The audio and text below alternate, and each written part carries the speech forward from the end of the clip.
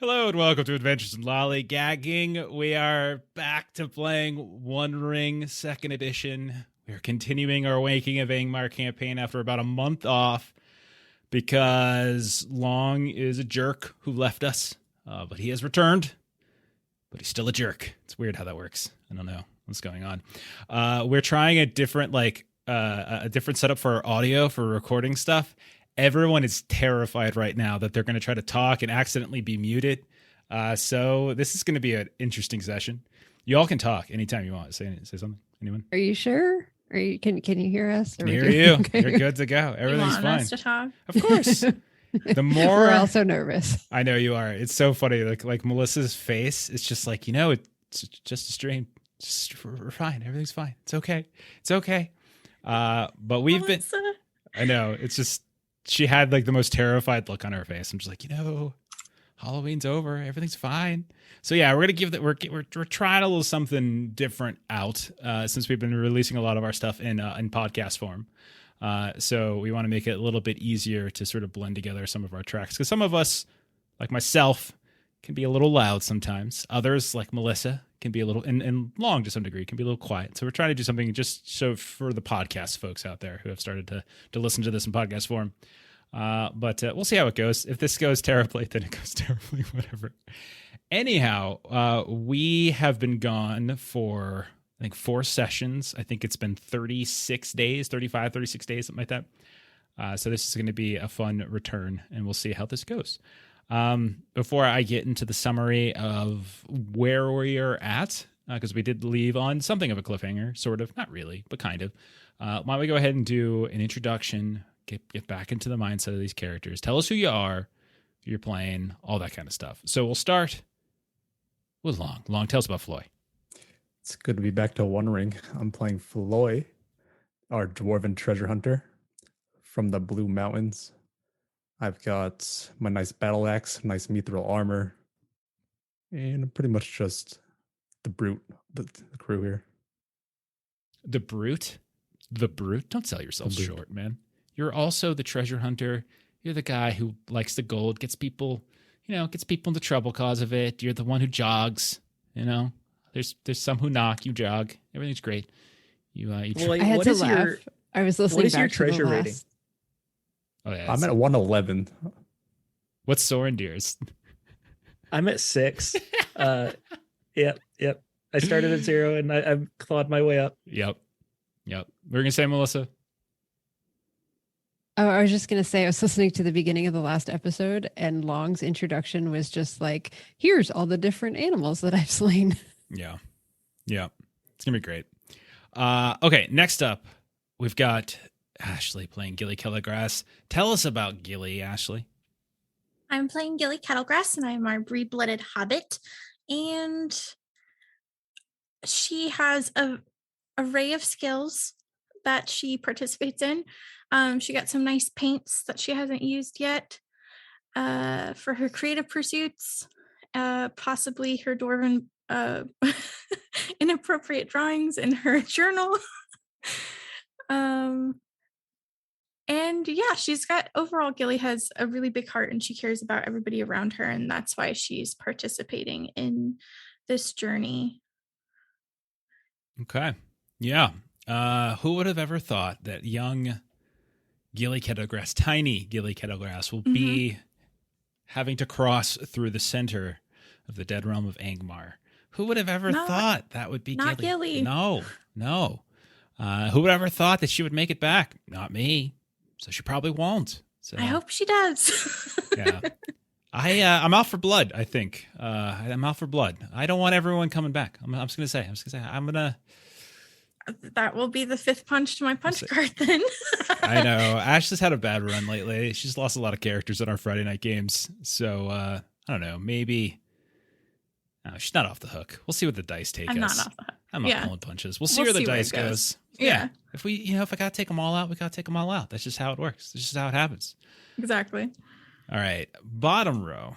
We've got Melissa and her stressed smile. Tell us about Auriniel, please. So Auriniel is our Ranger of the North champion. She came prepared for this journey with her signature miniature snowshoes. So, given that, everything is going to be all right. Okay. Thanks, Renee. Okay, fair enough. And then finally, we've got Sorendir, the artist formerly known as Erebon. I almost forgot that your name used to be Erebon, but it's Sorendir now. Stephen, tell us about Sorendir. My Gavanan, I am Sorendir, child of Eru, guard of Forlond, exile of Linden, warden of Eriador, giver of gold, drinker of water, and hunter of berries. I have missed saying that, guys. It's ridiculous. That's ridiculous. Hell Song, thank you so much for the sub. That's so very kind of you. And I saw yours too, Veronique, beforehand, before we went live. Thank you so much as well. It's very, very kind of all of you. Oh, goodness. Okay. You're at 7 titles now. We need to come up with more titles for everyone. I've decided I'm not going to add more. I'm just going to replace old ones. Yep. So, it won't get too unmanageable. TPK. Where's the fun in that? TPK right after a long break would be anticlimactic. But I am true to the dice. I will not fudge. Except, I won't fudge. It's not going to happen. It's not going to happen. I almost feel guilty for Ashley, though. Ashley's the one I feel guilty for. But that's because Steven kills her half the time. So it's not even me. That was like one time. All right. So she's lost, 3 characters? Is that right, Ashley? 3? 4. No, I think you lost 3. One of them you voluntarily One of them, left. yeah, she left. Yeah. But 3 have died. 2 of them, okay, my fault. She lost 4. She lost 4, so a quarter at max. But only 2 of them are my fault. The other 2 are your guys' fault. So, I have to say, Gina, I give credit to Aaron for that one. And I mean, Steven did take the drugs. He's the one who did That's it. true. Diesel shot. Thank you. Thank you for the raid. Welcome. If you keep going back steps, you can find someone else guilty. Jeff, you invited me onto the stream in the first place. So. It's all my fault. Yeah, that's what we it did is. take the job to begin with. Yep. It's Elaine's fault for dying, and that's why Rita was there in the first place. It all goes back to my friend Ryan when I was 16 in high school. And he invited me to come play vampire with him after we were playing Magic the Gathering. Vampires, And I had no idea what I was getting into. And then 20 years later, I finally played another ttrpg because I didn't know what was happening. I was so confused. All right, let's dive in. We are on a little bit of a cliffhanger. So let's go. Let's summarize this. So for the better part, I'm not going to go all the way back to the very beginning because that's ridiculous. But we're going to do more recently. So for the better part of autumn, in the start of winter, you all have been journeying to Angmar. And you are specifically in search of a place known as Othrin Gul, at the behest of Lady Ortolos of Forlon, who is your new patron. Many of the elves of Forlon, when you were visiting there, you learned were veterans of the Angmar War. And Ortolos specifically was sort of a battle commander, had a small sort of contingent of elves themselves. And they were sent during the latter stages of that war with Angmar when the forces of light were sort of encroaching upon Angmar and kind of taking it all out completely. This is after the Battle of Fornost and everything like that. But Ortolos led them into the mountains of Angmar, and they were tasked with finding a specific fortress, this sort of rumored fortress called Othrin Gul, said to be inhabited by some sort of sorcerers of Angmar, that kind of thing.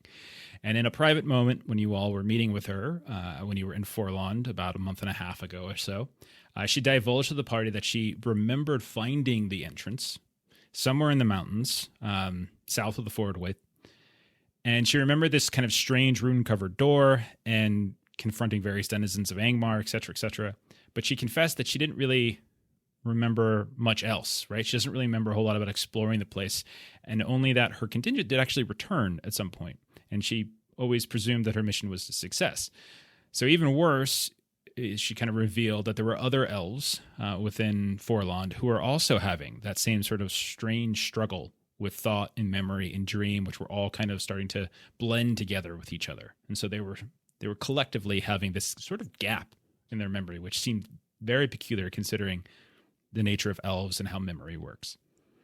Now, the party, you all accepted this mission, and you started journeying back from Linden, from Forlond.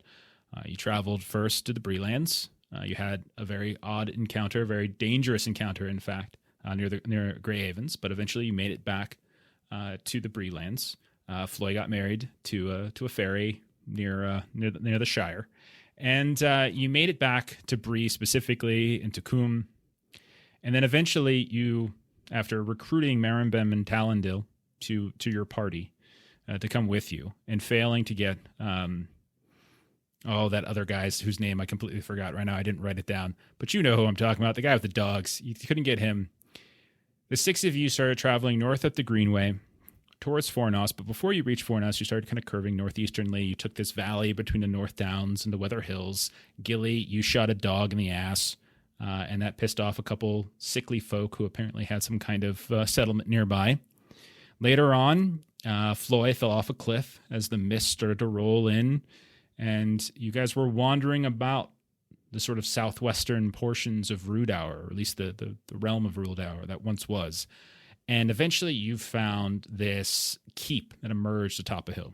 You started exploring it, and you discovered that there's this giant cluster of spiders, or cluster of giant spiders, I should say, that had made the keep home. You managed to fight them off, use some fire, some steel, etc., and eventually you were able to flee the keep without too much unnecessary damage. Later on in the travels, in the journey to Angmar, a few days later, you started seeing some strange lights at nighttime on top of these hills nearby. And this led to the discovery of this stacked stone edifices, these dark and very watchful birds that almost seemed like they were watching you all specifically, and a small cart that was being pulled by an emaciated mule. And when Sorendir went to check on this, discovered that there was a dead woman that was in the back of the cart, this old, sickly woman. He had a very strange moment with her as well. Eventually, I think he killed the mule, a kind of a mercy killing, and returned to the group. You all continued to travel. You got basically right to the edge of Angmar, the southern edge where Rudour becomes Angmar, so to speak, or nearabouts. And you came across this frozen pond. In the center of it stood this once very glorious-looking elk of some kind. You saw that its antlers were painfully broken.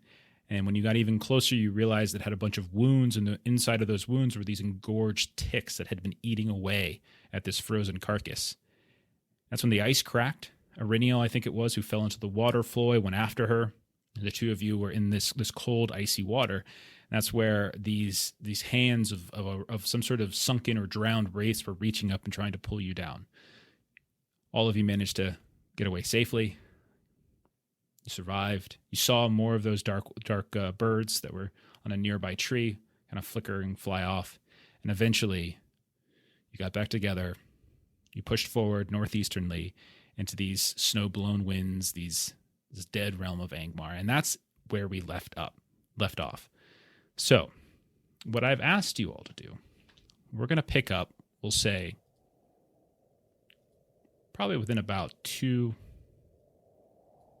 days or so. It's been about 2 or 3 days since that incident. The dead elk, the dark birds, the frozen waters.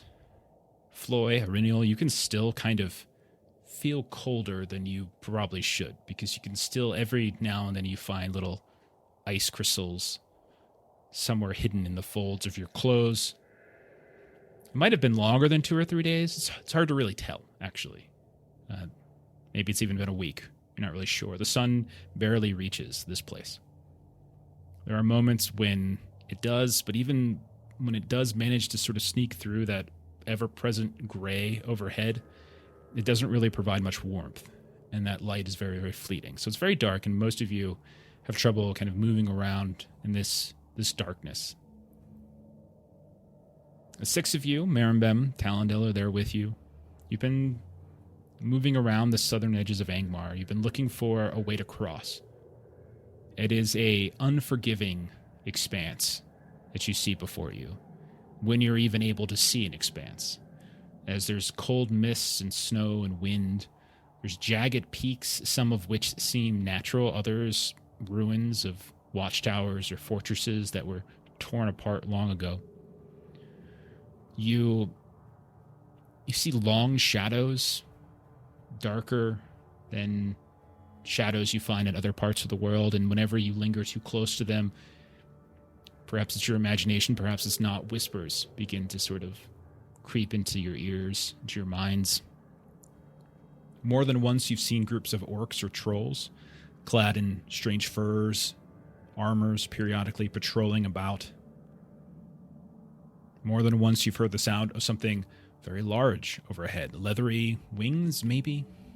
Watched a faint shadow glide across the icy ground. You see it crash into a nearby mountainside or cliffside, and moments later, ice and rock come tumbling to the ground.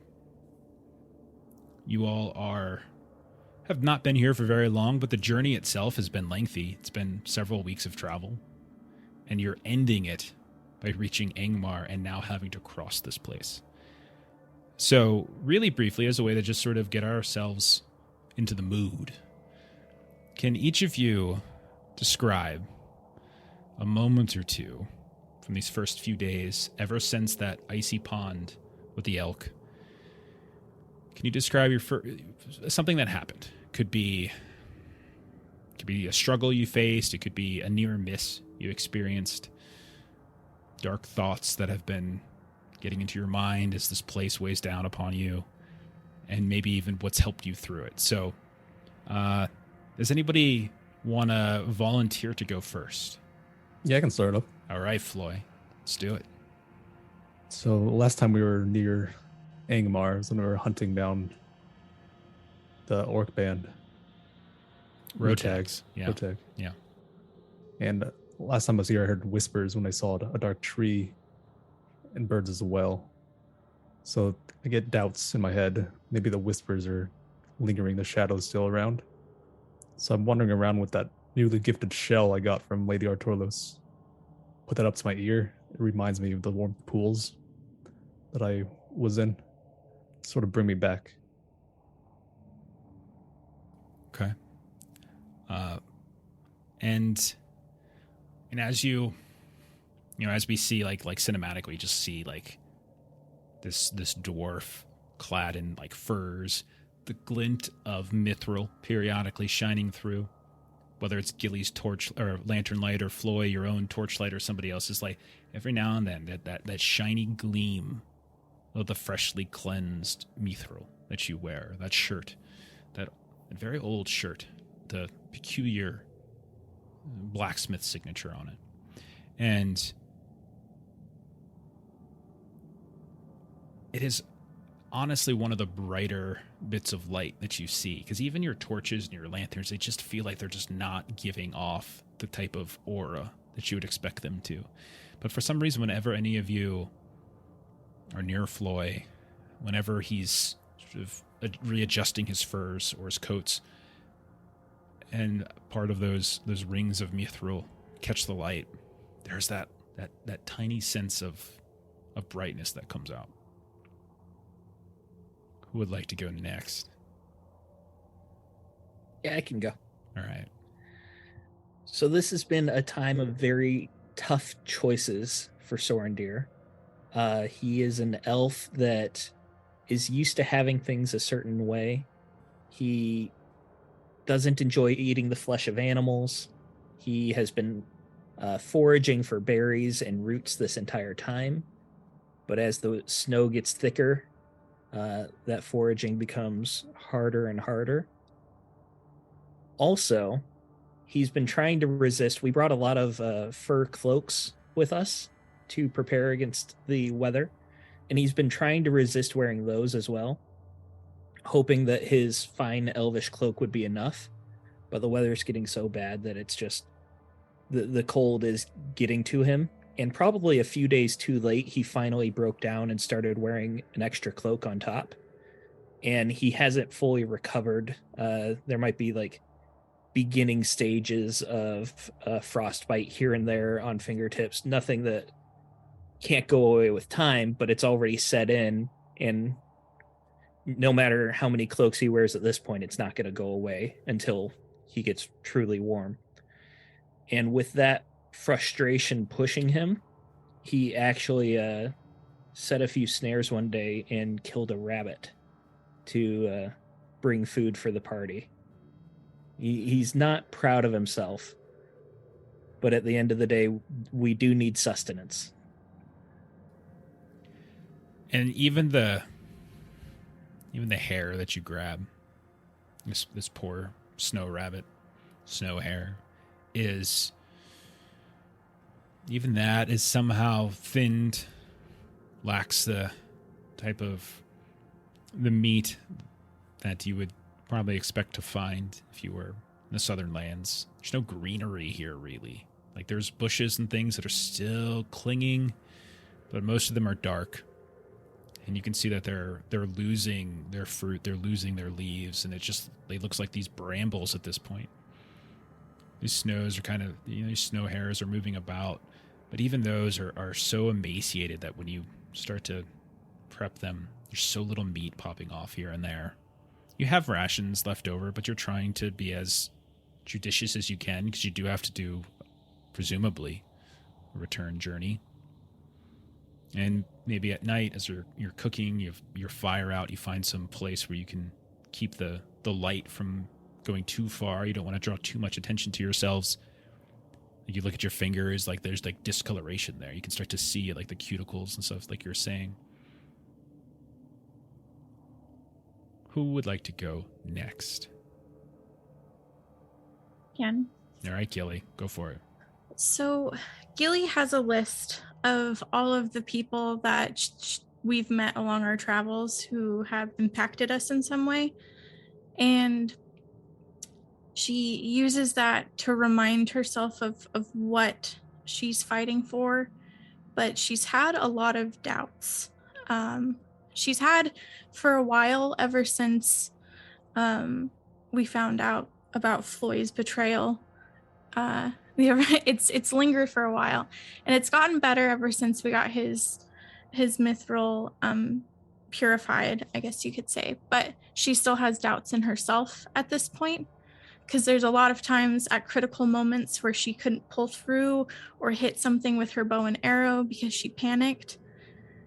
And so she just spends a lot of time reminding herself that she's not, even if she's not as great as she'd like to be, she's improving and she's doing it to help others. And oftentimes you'll find her clutching her pearl as like a sense of like security. Yeah, the Calabrian. And or Calabrian. Even that, which you've noticed that whenever you use it, there is a tendency for it to kind of illuminate, like ever so faintly. It's not like it glows extraordinarily brightly, but it does have a noticeable glow once you use it when you're focusing, reading through certain lore, or when you're trying to apply your medicine skills to help someone else or even yourselves, maybe wrapping, a cut or two, nothing too. But even that seems dimmed here. All light in this area seems dim. I mean, all of you were here a year ago. But when you were here, winter hadn't hit. But circumstances have made it so that by the time you all arrived at Angmar, winter had swept in. And although it's early stages, it's still, you can see snow is sideways. You're getting pelted in the face with ice. There's no day that goes by without a fall of some kind. Every day is colder than the day before it. And so every day to come, you're dreading that next drop in temperature. And everything hurts more, even though there's like this numbness that happens. And when you sit down at the fire at the evening, like on the one hand there's warmth, but on the other hand that numbness goes away. And all of the day's travels and cuts and bruises and strains suddenly become instantaneously noticeable all at once. And it causes sleep to be more difficult in some ways. And then in the morning when you wake, you're not as refreshed as you were the day before. So every day it just seems to get worse and worse. And then you add into the fact that all of this time you've spent looking for a path across. Last year, when you were here, you were on the eastern side, the very outskirts of Angmar itself. You very much skirted and went through Mount Grom. You were kind of starting to go into the direction of Mount Gundabad. But here you are going almost directly down sort of the center of this dead realm. And again, there are multiple times when you see the remains of old structures that were long ago torn down. Others that look, you think at times, to perhaps be in construction or repair. You are not near Carn-Dûm, but once or twice at night, when the wind just dies down, and for 10, maybe 20 minutes, the snow abates, you can kind of look off in the distance to the northwest, and you swear sometimes, Gilly. You swear. You see the contours of something in the far distance. Like it's not mountains you're seeing, but something more rigid. The lines too perfect. And a light might come on. And then the winds kick up. The storm sets in. And you lose it. Might be your imagination. Might be real. But it is there. And finally, we go to our ranger. How has Iriniel been handling these first few days? So Iriniel has definitely been struggling, being one of the two that was in, underwater. That was definitely not a good start there.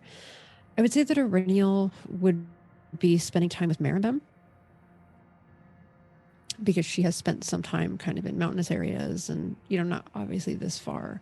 But really trying to keep her athletics and kind of hunting skills sharp, and especially kind of trying to acclimate to like the snow and kind of the loss of vision and those pieces. So that's kind of what I imagine her doing, is kind of moving around with Maribem and just trying to get any kind of tips from her about kind of maneuvering the more mountainous, snowy areas.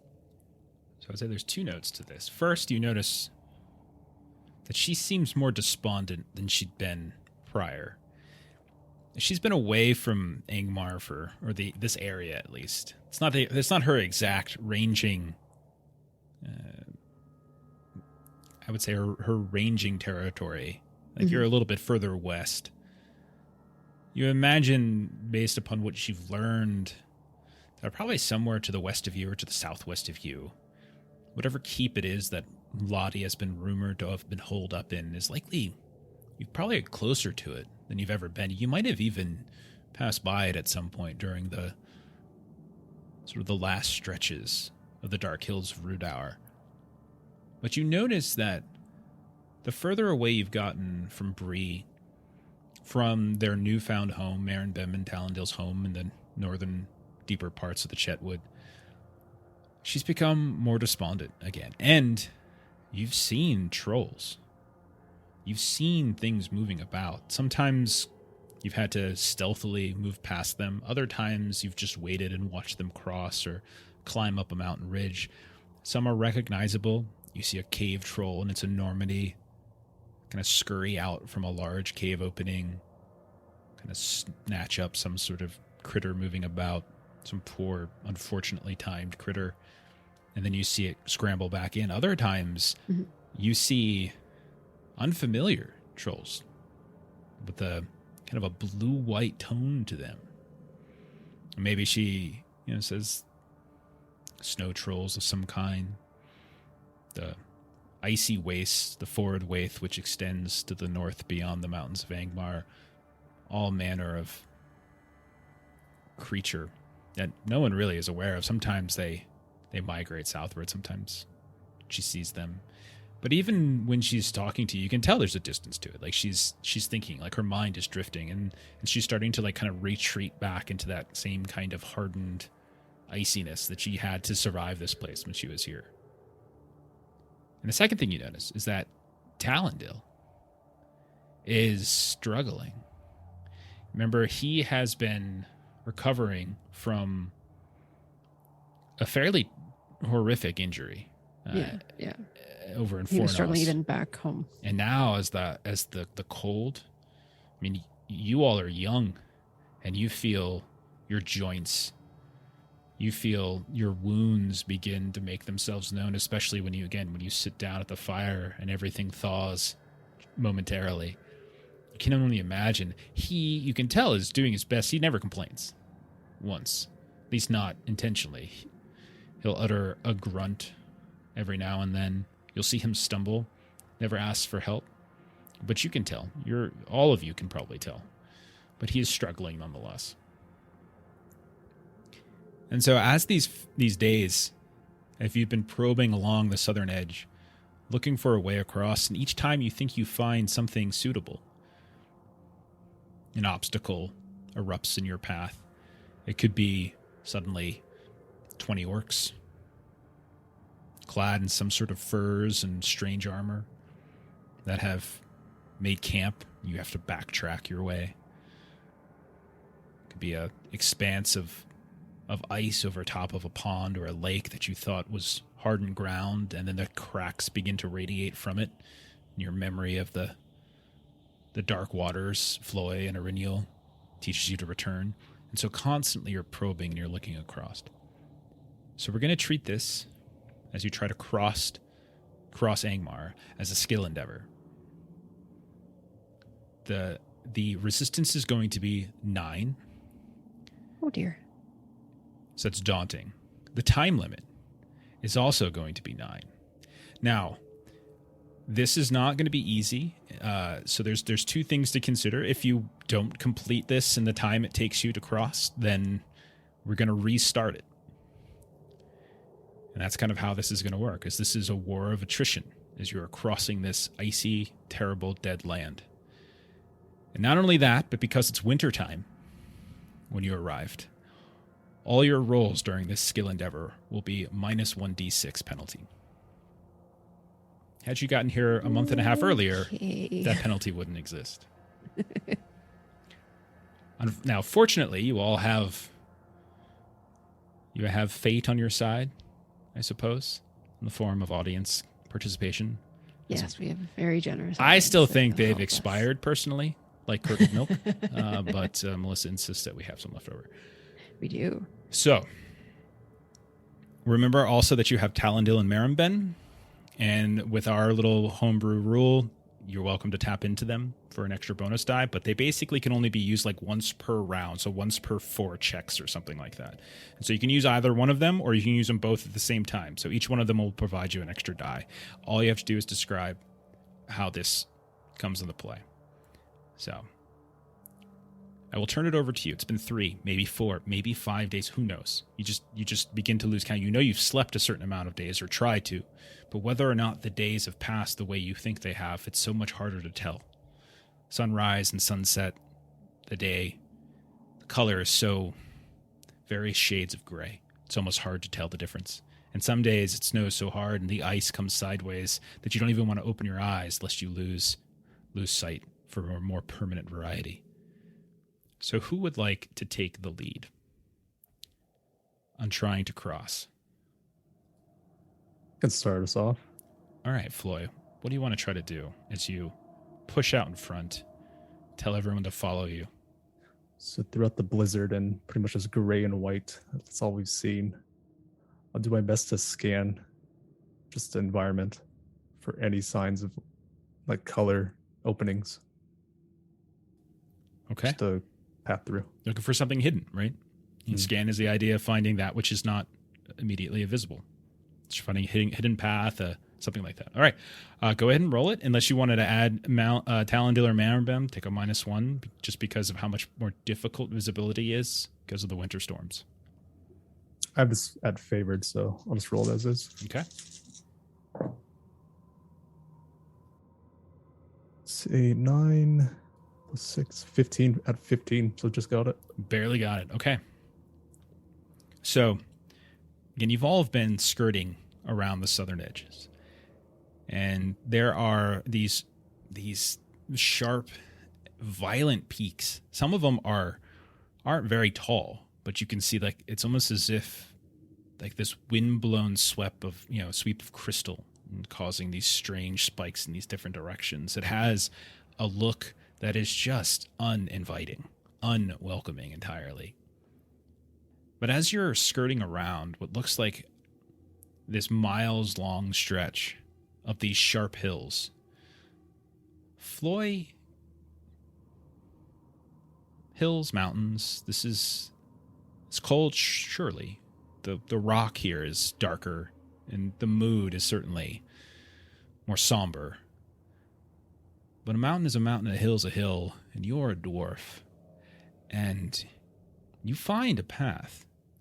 Now, when I say path, I don't mean it's not, it's not like it's been paved in any particular way. Perhaps it's just a mountain goat path or some kind, or something that happens to be treaded by groups of trolls or orcs that have maybe kind of trailblazed to some degree. But for the first time in a while, you find a northeasternly switchback. It goes up and around some of these spikes that you've been moving about, manages to bypass, when you look off to the west, a camp filled with orcs. You can smell the sound, like that. You can smell something cooking there, something foul and odorous. You could hear their guttural chants as you are looking down on them. The smoke from their fires is wafting up. And we see, as you all kind of tread very carefully, the 6 of you, your ponies, as you're just skirting by, once or twice we see a tiny little rock crumble off the side and just fall down into the smoke that's billowing up, and it lands, and everyone pauses for a moment. Hold your breath. Your heartbeats just pause as well. You don't hear any disruption to the reverie that's happening below. And you continue forward. And as you glide down the northeastern side of this collection of sharp hills, you realize for the first time in days, you've made progress. So 1 success. So Good job, Floy. Yeah. I think Sorendir would like to make sure that we get through with as little activity as possible, with as few people noticing us as possible. So I think Sorendir would like to be Floy is like scanning out the path, and Sorendir would go a little bit further ahead to like make sure that loose rocks are out of the way, branches are out of the way, anything that would make a lot of noise. And then I would like to use Marimbem to cover our tracks at the back of the group. She would be trying to, whatever hoof prints the ponies leave behind, she would cover them to the best of her ability, try to brush them. And I'd like to use stealth if I can. that sounds great. One thing I wanted to remind everyone, if you roll an Eye of Sauron, please let me know. So, yep. Sorendir, you pitch your idea to Marimbem. She, again, has that she has a distant look on her eyes. She listens to you. You can tell she's listening to you. And she's even looking at you. But at the same time, you feel like her eyes are looking at something else. They're looking through you or past you, beyond. And she just kind of numbly says, I will do this, elf. I will hide our tracks. I will search for any dangers that linger behind us. You have my word. Go ahead and roll. I'd like to use an audience dice too, as well. Okay.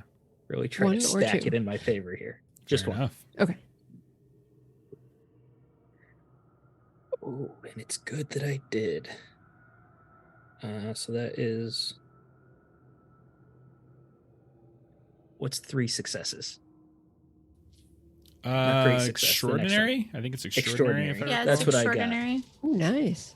Very nice. That's very, very good, as that will, in fact... so that's 3 successes. Okay, so that will actually make great progress. Okay. So, you begin stealthing ahead.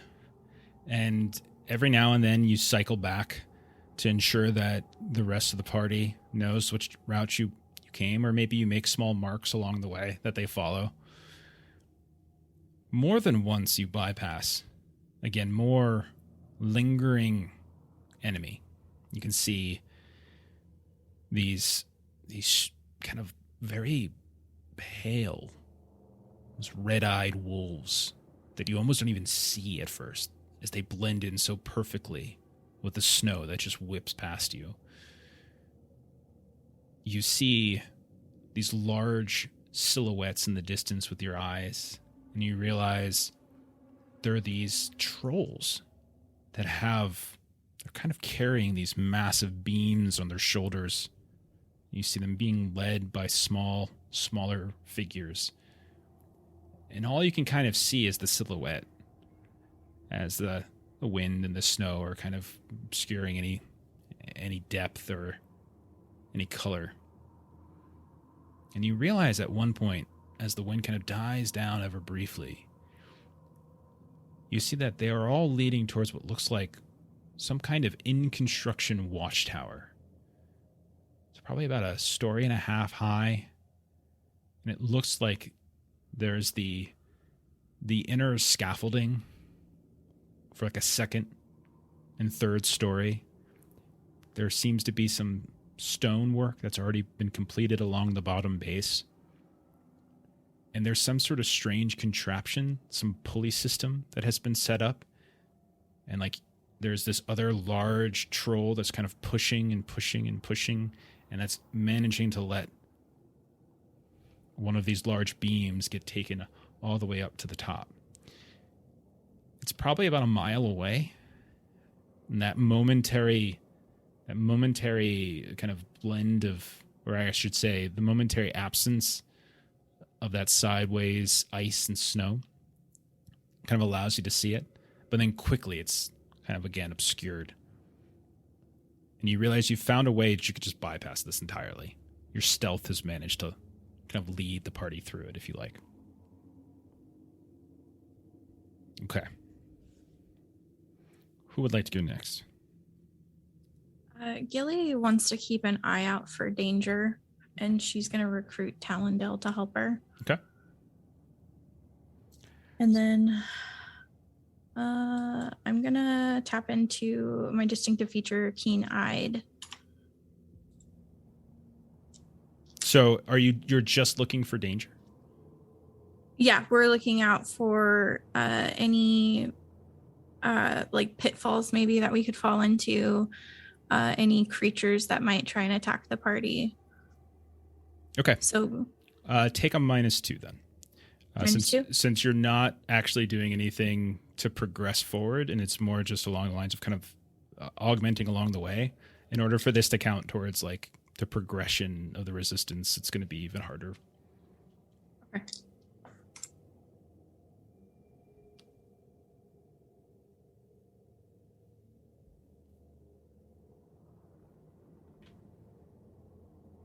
I got a 17 with 2 6s, so great success. Okay. Yeah, you guys are never going to die, apparently. Never going to fail. Okay. Along the way, you find you and Talondale get separated, actually. The two of you kind of drift off. And part of it was because there was this strange pit in the ground. And you kind of had to sort of bypass it to prevent it from falling. You're not sure what the pit was for. As you come close to it with your great success, you can see that the pit is actually lined. It's not natural. Like there's this stonework that seems to be dipping into the ground. And then kind of bypass it a bit. It's probably about 15 feet in diameter. You and Talondale continue to sort of move around, and you find another one. And then another one. And then another one. You all in total find about a dozen of these. They almost look like wells in some stretch without sort of the top part. You can see that steam is rising up from them. And it's almost tempting for a moment to kind of linger and just get some warmth that just so happens to be coming up from below. And as the two of you kind of linger, you certainly feel suddenly this sense of solitude. And you look around and you see no sign of anybody else. And that's when you notice that the steam from these pits is beginning to grow thicker and thicker and thicker to the point where you're struggling to find sight of anything. Mm-hmm. You and Talon are right next to each other. That's an issue. He turns to you, and you can see that he's got this for the first time in a while, sweat kind of starting to appear on his brow, like, and it's actually dripping in some way. And it almost feels extraordinarily hot all of a sudden here. What do you want to do? We need to get away from that. So, maybe Gilly and Talendale will have to backtrack. Okay. So you start to backtrack a little bit, and you find on the ground as you're going past some of these like wells, for instance, and you find on the ground like there's this tether, this rope, this thick rope weaved together. It's like you can't even get your whole hand around it. It's that thick, series of knots and such, and it seems to dip down into this sort of steam vent that's coming up out of the ground. And you can tell that at the far end, on the opposite side of that big chunky knot, it looks as though that thick dark rope has frayed, as if something has not cut, I should say, but ripped itself free or ripped itself apart. Not so much, it's not a clean cut. And then with your high awareness, you also notice that ground around you, you see some extraordinarily large footprints, paw prints. Hard to make out exactly what they are. And as the steam is still beginning to swirl, you hear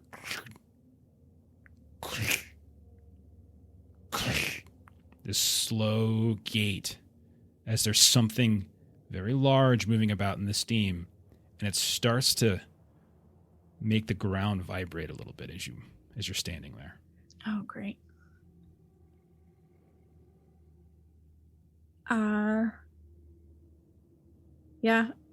Gilly wants to stealthily just get further away from whatever this is. Yeah, go ahead and roll at stealth. And I will roll something as well. Right.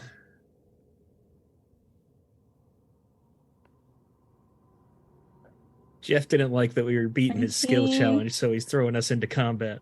And I No. passed with a 19, and I've got 2 successes. Okay. 2 6s. I genuinely don't know how to challenge you guys anymore within the framework of the rules of the game, especially when we take into account like all the player bonus dice and stuff like that. I generally don't know how to challenge you guys. And it's interesting how it coincided with us turning into physical dice. I find that curious. Not don't know what you're everybody's talking about, gone Jeff. yet. Gilly, The dice haven't balanced out yet. you and Talendale managed to slip away. You do not, however, catch sight of what this thing is. But Okay. eventually you hear the sounds of like Floy or Reniel or Sorendare, Gilly, Talendale, kind of whispering. And you're able to work your way back to the group who are waiting for you. Both Gilly and Ashley's hearts are currently in the bottom of my stomach. To be fair. Okay. And Reniel comes to you. So Aurenial is wanting to try to kind of track, I'm going to use the word track twice, but basically kind of follow tracks that are in the area, because there's movement of like these trolls and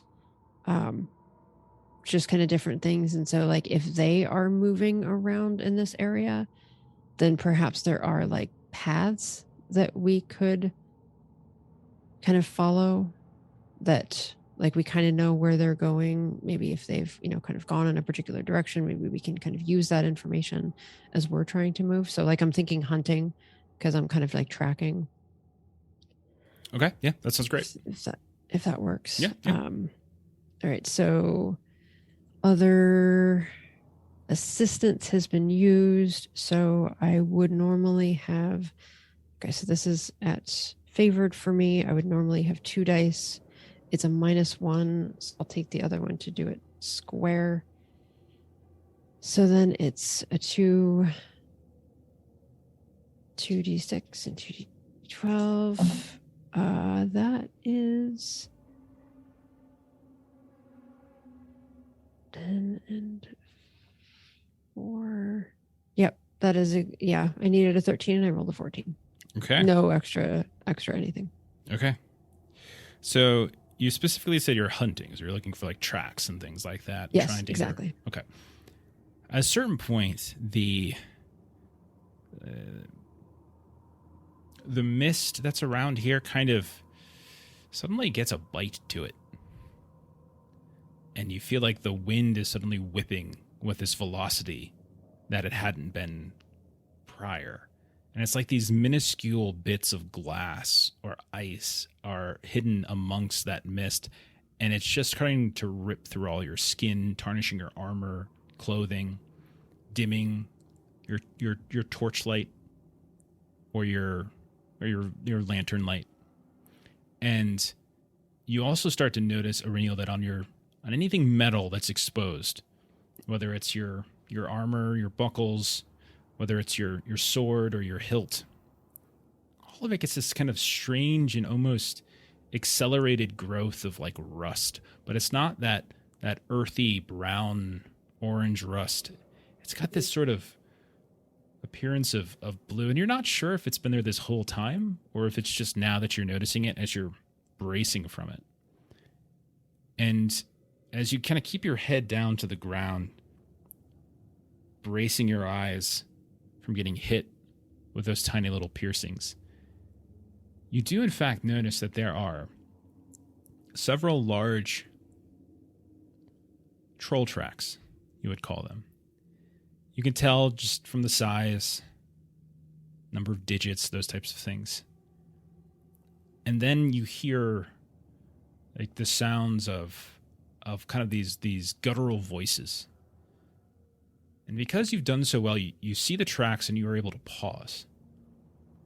And then that mist with all that sudden acceleration from the wind dies down. And you're able to quickly put up your fist as you notice about 30 feet ahead. There are 3 large trolls. That same kind of icy blue complexion. And you see like different sort of adornments on them. Furs and other, not leathers, but something. You're not sure. Some sort of skin, in fact, discolored skin being worn. And it almost looks like they're hunting or they're looking for something. And they have these kind of huge spears made out of, well, you're not really sure exactly what. As the blades at the very end are this sort of blood-stained white. And they're kind of curved. And the shafts themselves you think might even just be stone for all you know. But you see that they're kind of doing sort of the same thing you were. And had you not noticed the actual tracks in the ground, you might have just stumbled right into them. But now they're right behind you, and you can see them up ahead, and you kind of hold the fist up, and everyone's quickly crunches down. And there they are in front of you. And you can see 1 or 2 of them is like, as they start sniffing at the air. What do you want to do? So I will kind of as silently as I can, kind of turn around to everyone and just kind of point under brush.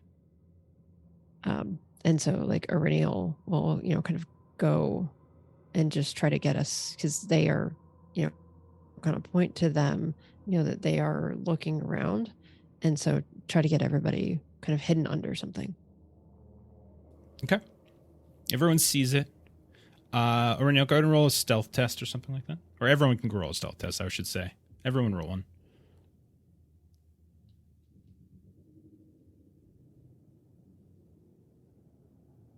Is this still at the -1? Yeah, everything you do here. Actually, no, since this is stealth, I wouldn't actually penalize you for this, now that I think about it. Okay. Do I get the bonus for using my cloak? That's fine. That's a fail. Got an 11. which is a fail. Okay, it's 2 fails. I passed with a 15. Okay. Did you get any extra successes? Just 1 6. Just so you succeeded and you have a 6 on the die. Oh, yes. Yeah, sorry. Okay, so you can give one of those to Floy or Renil to help them pass. Sorendir? Extraordinary success. So I've got 2 successes I can hand over to anyone who needs them. So as this one of these creatures, this sort of really sort of long, but at the same time wide snout, and calling it a snout is probably more accurate than calling it a nose, is sniffing at the air. Sorendir, you look over and you see Floy, who's hiding behind a rock and is probably not visible. But at the same time, you do a little, and you can kind of smell the dwarf. And you take your cloak and you just sweep it over top of him as well. And the 2 of you huddle down behind this rock. And you could hear the like some strange language that doesn't even make sense to you. Like these monosyllabic responses.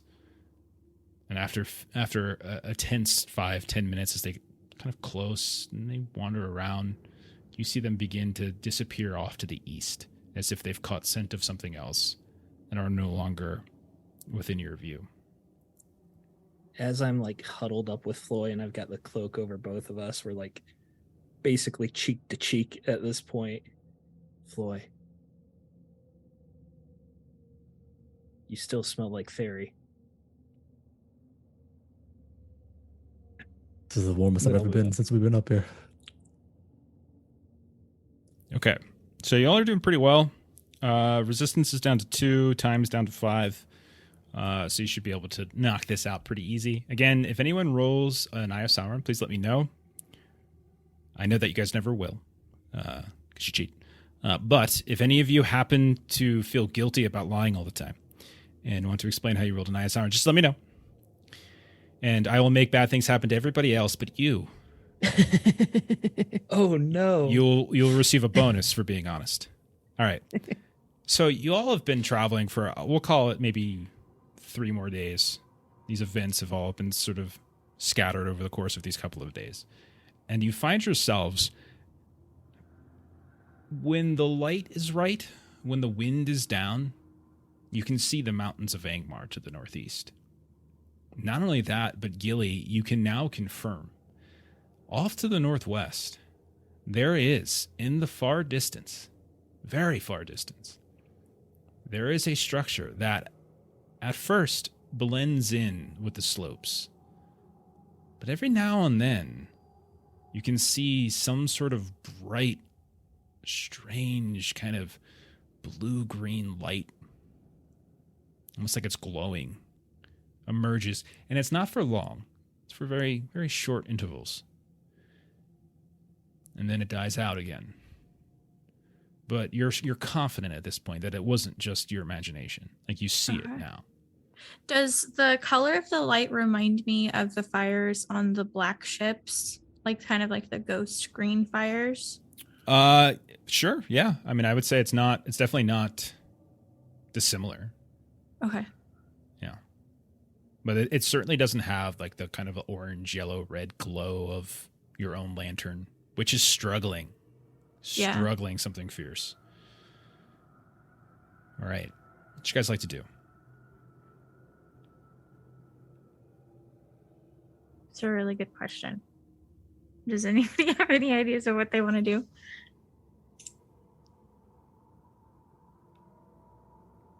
No. To progress this forward. So Yeah. I would like to do a lore test now. No. Honestly, I looked at it and I'm like, how can I make lore work for me? What are the things that we're good at? So I looked up in this encyclopedia. All right. What are we thinking? Jeff, could I sing a song quietly to lift our spirits to make traveling through this horrible area easier? I'll tell you what. If you roll that check, it will not progress, it won't progress the skill endeavor. It won't reduce the time limit. But if you succeed, perhaps I might let everyone regain a hope. I'm pretty full on hope, so I don't know if I will. To help others, and then bam. It's not gonna help me. Okay, I'll do it. Still -1 though, right? Mm-hmm. It's a very dreadful place. It's awful. You It all is have just gone, right? awful. You've all gone run, right? Yes. Okay. Yeah, we all went once. Then I get to do something. So I Ooh. rolled exactly a 14, which is what I needed for a single success. Okay. You hear this low voice kind of come out amidst the wind, and then it kind of cuts through that heavy, icy wind, and you realize it's Sorendir singing. What is it about, Stephen? What are you singing about? A good question. Let me look here. I am singing Amon Darthana Linen, Nugalad Hin Fireb. Why do I linger and sing under this fading light? And for whatever reason, all of you feel a warmth not unlike that you felt when you were in Forlond and the breeze from the coast would hit you at just the right moment of the day. All of you who need to can recover a hope. You feel your spirits lifted. It's been super easy crossing Angmar. Super easy, barely an inconvenience. No trouble whatsoever. Really fun. Who would like to go next? We are all very, very scared and anxious. Yeah, I think it feels easier for you than it does for us. Yeah, it feels absolutely frightening. Well, once that singing is done, you all suddenly hear a very terrible and sudden clap from overhead, almost like thunder. And as you were all taking, we'll say, a moment's pause, middle of the day, near some sort of edifice, like a cliff face, to help break some of the coldness of the wind coming at you, you hear this sudden and terrible clap from overhead, and you hear sounds like wings of some kind, like almost like a bird's, but not quite. The frequency is not right. There's a leathery quality to them, and then you hear another crash or a clap, and as you're sitting there listening to Sorendir sing, something begins to fall down from the sky. You look up and you can only see above you this gray fog that seems about 20 feet high, and falling through that fog and just kind of landing as if raining down on you like hail are chunks of ice and stone. And then you hear the sounds of something kind of clambering around on the wall. You hear and more of that stuff begins to rain down, and soon it just becomes this sort of wash of rock and ice as something is climbing above you. What do you guys want to do? I'll stop singing. Aurinial would like to try to get a higher viewpoint to kind of get an eye on this. So she, like athletics, she usually likes to try to climb whenever she can. So kind of trying to get a better view on this additional danger in our area, and then a way that we can maybe get around without being viewed by it. Go ahead and roll athletics. All right, so this is favored. It is I would normally have 3. I'm going to take one of these so that I can do it straight. 3.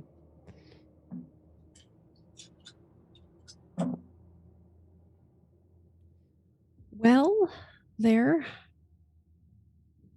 That is an 11, which is a Sauron, and no 6s. But it is a sorry, it's favored. So I can ignore the Sauron. Thank goodness, because it's favored. So then it's a success. No This is extra just success. There's no talks success. yourself into it. She just talks herself into it. You know? I show my work. I thought you were taking the bribe at first, Melissa. I was What are you worried. doing? So well, I rolled it. I'm like, well, there's no 6s, but there's an 11. Over it is favored. she just talks us into like this. She gets us into this lull, and I still have no idea if you succeeded or failed. I succeeded with no extra successes. Okay. You climb up. At a certain point, you can no longer see people below you. That's how thick the fog gets when you're about 15 feet up. Mm-hmm. And it's hard on your hands. You can feel yourself slip every now and then. You're doing this like with no ropes or anything. You're just doing like a free climb. It's relatively vertical, but it's a jagged enough wall that you've had plenty of handholds and footholds. As you get closer, you start to hear that in addition to like some of that sort of scratching and clambering sound, you hear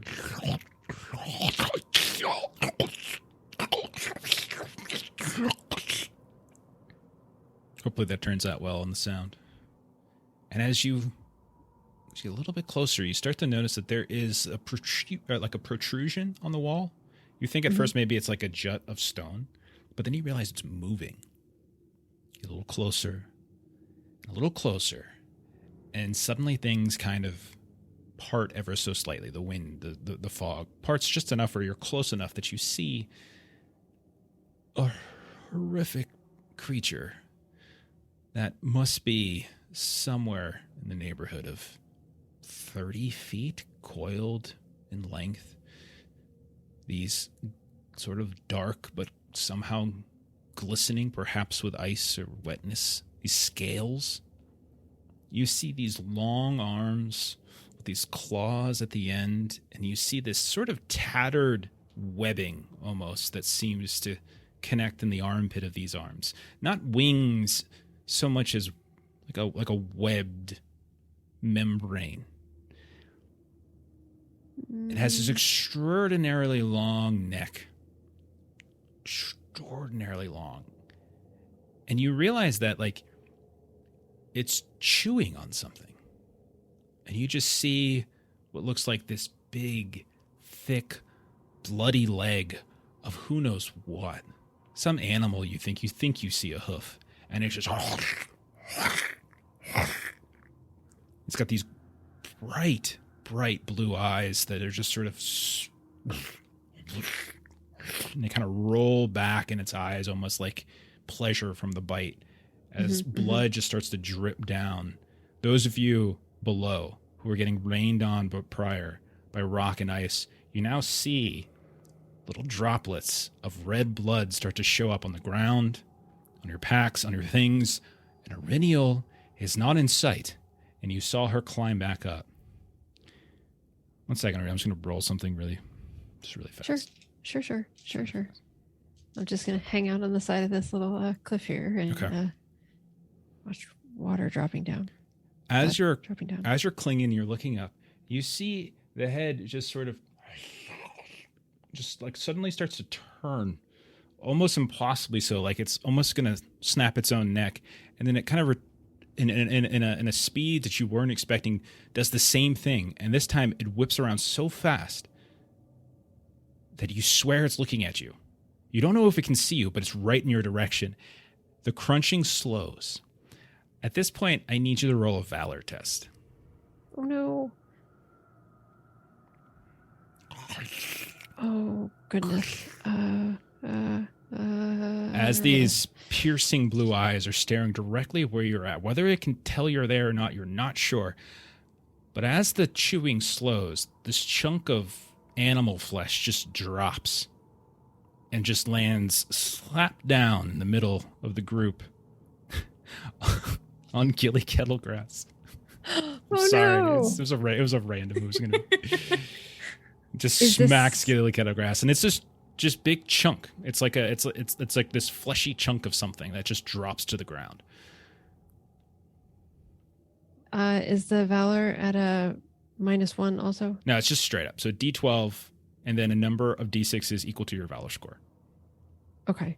Well, you're going to be thrilled. I rolled a Sauron. Oh, did you? I did. Okay. But it's favored? But it's favored. And I don't have think these 72 extra dice that I rolled. And even though I rolled a 2 on all of them, that equals 144. And since it's November, that means everything I have is squared. So I actually rolled a 3062. Is that a success? Ridiculous. Okay. So Valor is hard. Mhm. And so then the Sauron turns into a 1. And so that is a fail. Okay. So as it's kind of like its head whips back really quickly in your direction, it slows its chewing. It drops a chunk of flesh out of its mouth, which lands on Gilly below. Gilly, you muffle a yelp, perhaps. You can see its head begin to extend outward, as it was, again, coiled prior. It almost looks like half snake, half lizard. And then it begins to slowly, with these huge claws, with the that webbing underneath its arms, begins to vertically, despite its size, without it having any trouble, just climb. This slow crawl in the direction of you, Auriniel. More of those chunks of rocks begin to fall. You start to now associate the sounds and what was falling, what was causing the fall, as this thing is slowly, and then more quickly, Auriniel, as you kind of cower for a moment and you try to scramble down, you slip and you fall. As you said, you got an Sauron, correct? I did. Okay. You slip, you fall. Gilly, you were just hit by this chunk of meat. There's droplets. Mhm. All of you can now hear, more muted, the sounds of the crunching. More rocks are beginning to fall. And then just suddenly appearing out of the mist above you is a body, this shadowed body just falling and slams against the ground. Take 10 points of endurance damage, Auriniel. Oh. As you land with a thud. See Yeah, when on Gilly got Gilly. hit with the carcass, she was like quickly checking to see if it was a Renial or not. And so you look over and you all see Auriniel flop down to the ground. Auriniel, I'm sure you're still up, but your breath just Yeah. completely Yeah. evacuates your chest. You can still hear the crunching. It slows above. It was moving really fast, but then you fell and then it slowed. You see like this swirling of the mist above. You hear that kind of leathery membrane between the arm and its side of this creature, this drake. What do you guys want to do? I'm gonna run towards the Renial. Just fell out of the tree. I'll help her up real quick. Okay. Just tell everyone we gotta go. And just book it. Okay. Pick her up and you just start running. And she's very quietly trying not to groan and just, oh. Mm-hmm. I'll say Sorendir, Marimbem, maybe Gilly as well. You hear the sounds of something kind of slam against the ground. You look back behind you, and you can see this full creature that Auriniel saw. And its neck moves up almost like a snake coming up out of the grass. And it kind of bends itself back down, and it creates this weird undulating shape with its neck, where it looks impossible in some ways. And it kind of looks around, and you hear this sort of, you're not sure if a hiss or a roar. You just hear these bright blue eyes piercing through the mist. But then, Gilly, you watch as it leans its head down, and that chunk of meat which bounced off of you, it scoops it up, and it's in the sky. Its neck elongates, and it just, you see it. The meat goes down the throat, and you guys get away. Ooh. I dropped a picture for you guys in Foundry of this thing if you wanted to see it. Yeah, I saw it. Yep. Okay. Oh, boy. All right. You guys hustle away. Oh, God. You rush for half an hour of just like running. Just full on sprinting, stumble here and there, but eventually You slow. You look back. You realize you're not being followed. You've made noise, but you're not being followed, at least. What would you guys like to do now? Because you still have 2 resistance left on this skill endeavor, as we've been breaking it here and there to do other things. What would you like to do?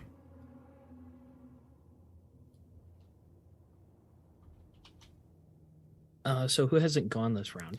I don't think anyone has gone this round. I think we've interrupted We're on with some round 3? other RP. I don't think we've even done a round 2 yet. Yeah, we're I on round 2. Aurelial just did athletics, so I think I may have been the first to go the second. Oh, I didn't. I did my song, but that didn't really count. No, that didn't towards count. The it. song didn't count.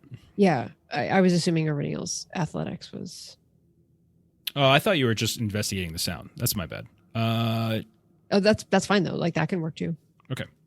So I would say any of you can go, and don't worry about it. Like we do the skill endeavors with the idea of like everyone's participating, but Yeah. you don't have to. That's not in the rules. It's just what we do because Yeah. it's more fun Everybody gets a chance. to fail. and I'd die. like to be the rear guard as we continue on, using awareness to make sure that this creature does not pick up our scent or anything like that. Okay. So I do think if you're rear guard and you're just trying to protect, I don't know if this is about progressing the push across, but I would say what Fair enough. I'll do with this is that if you succeed, I'll eliminate the negative penalty on the next person to go. You know what I mean? Does that make sense? Yeah, I already did one role play check though with the song, Mhm. so I'll pass on that and think of something else. Okay. So, Right. Then after you said we were running for like half an hour, Sure. I'll continue the pace actually, like not really slowing down even after hastily running from that creature. Mhm. With athletics here, just keep pushing the pace through this snow, this blizzard. So the idea of like even as the ground gets more tumultuous, even as the wind's kicking up, even as people are getting tired, you're just pushing and you're shouting back, getting people to push. That's fine. Let's go ahead and do it. I have 3 pips in this, but -1 for the winter. So I'm just rolling 2. Let's do it. But you have a very low requirement to hit. It's your strength, isn't it? Your strength's pretty good. Yeah, sword. Easy peasy. 5, 10, 11. This is not enough. What? 5, 10, It's a 11? fail. Yeah, I just did the math. Okay. Everyone does very interesting math on air. When it happens live, I'm always wondering what's exactly going on. Okay.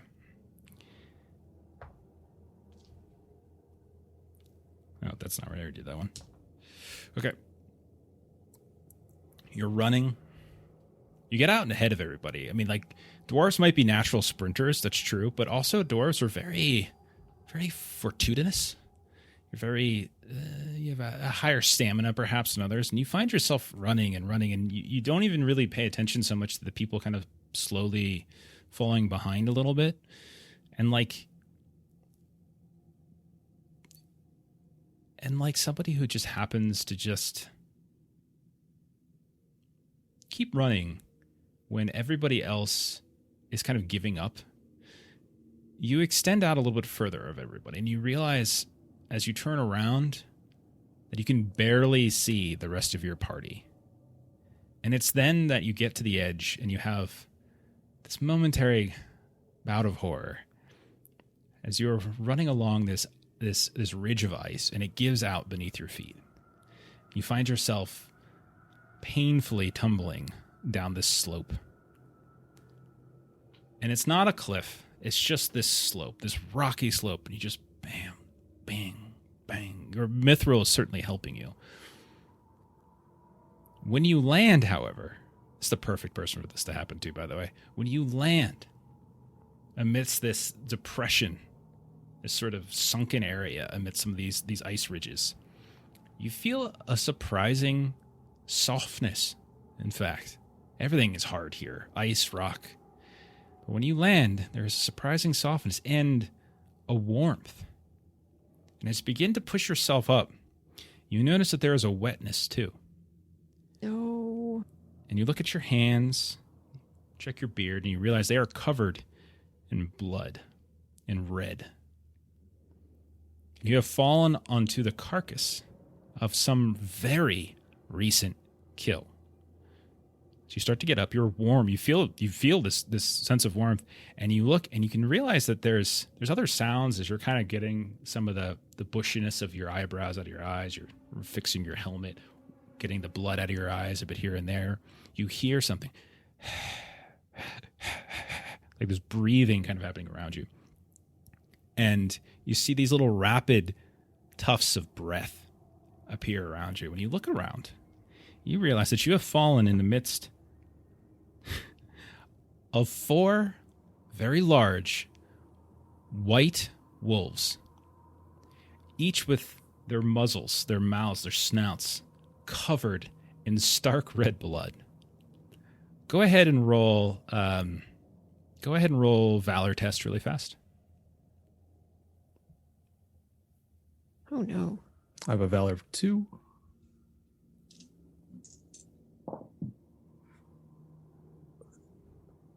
$15 is not enough. I have a 17. Take 1 point of shadow as you hear the growls. And these are bigger than some of the wargs and wolves you fought before. And they're glistening white, and their eyes are this sort of, it matches the red on the, on their jaws. The rest of you, as you're slowing down, you see Floyd look over his shoulder and he disappears. He just falls, but you're a little ways away. So Floyd is triggered a combat, actually. This is one of the combat ones. So. Oh, Floy. Floy and falling down lately as I know. we've been doing this journey. So. To be fair, Reniel just did some falling too, though. That's true. Well, yes. I did require Floy to jump into the pond and save me last time. So, yeah. The other thing is that this is great because the first effect of the first round of the combat, whoever falls down and triggers this is forced to be in forward stance, like right off the bat. That is perfect. And that's why I said this is the perfect person for this. Oh, nice. I was going to go forward. Exactly. Like this is the perfect person for this to happen to. Like, and this is great. This is one of the. I would have been dead. Yeah. Yep. All right. Let's. Y'all remember how to do this? So I'm going to say. Everybody who was behind, you have to essentially expend your first round of combat, closing the distance, and then I would say, Floyd, you have to be in forward stance. All right? No, we're not going to do. I'm going to say no one's close enough yet for opening volley as he fell down a decline and he's in a depression. Sure. So for the first round, Floyd, it's just you versus 4 white wolves. What would you like to do? I'm going to rise out of this corpse covered in blood with my axe held high and shout out, Dubekar, and just charge at him. Okay. Roll attack. So I'm at forward. I get 4 here.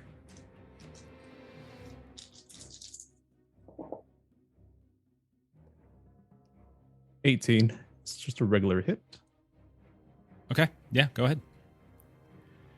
And my axe does 7 damage. 7 damage. All right, not enough to take one of them out, but as one of them snarls at you, you just swing the axe down. You sink it into its neck. And a spurt of blood comes out, but you realize that this thing is sturdy as you have to pull the axe back out in such a way that it almost kind of keeps it as the shoulder just sort of twists and turns and nearly takes your axe with you, but you manage to hold on to it. Yeah, and along with that, so this is part of my virtue as well. It's my secret tongue. I can use as a battle cry. I can do once per combat roll a favored attempt at intimidating the foe. Okay. Anyone who can hear? So all of them, or just the one? Yeah. Okay. What's that combat task? Let me remind myself. Well, a what that combat is. task is an action, so you would have to do that instead of rolling an attack. It's a virtue though, so isn't it like a? It says once per combat I can do this. It's an action. So you would have to spend your turn. A combat task is doing an action basically. It's doing a non-attack action. Even with this virtue I took, I can't do like an attack and the. As far as I know, Because if it's an action, like, wouldn't it be? I can do it freely, wouldn't it? So combat tasks, like every stance has a combat task. Okay.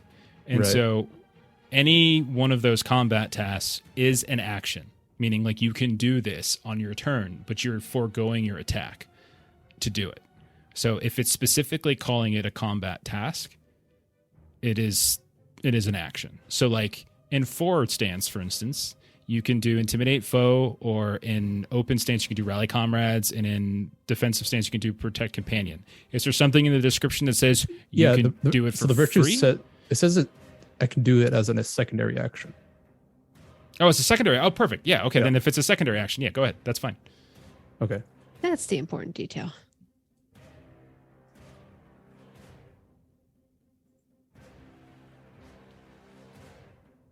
Let's see. Okay, make an all roll. Go for it.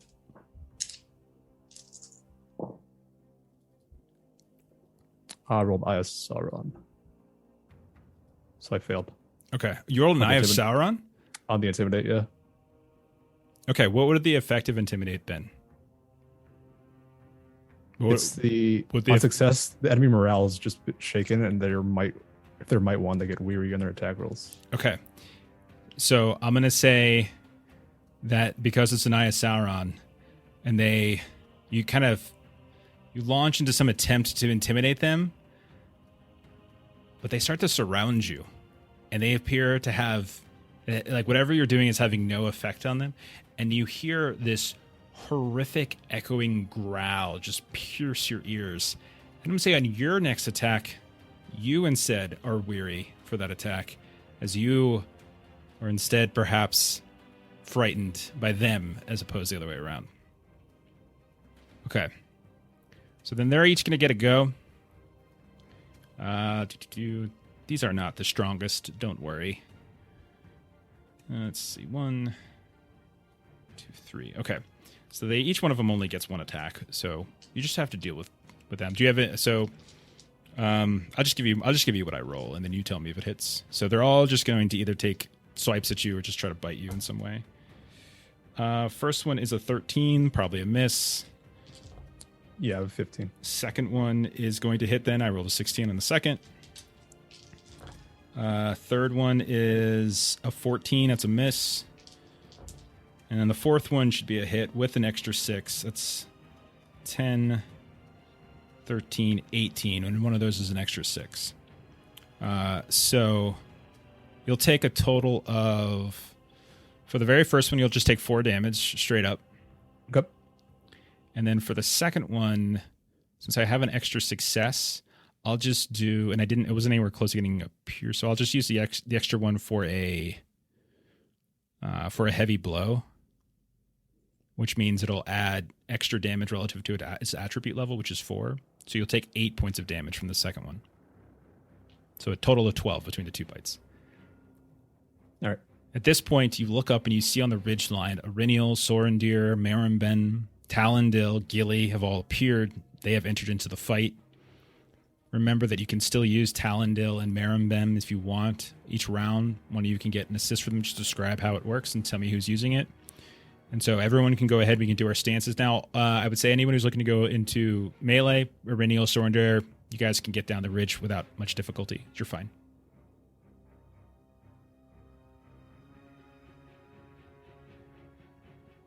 I have forgotten how to change my stance at Foundry.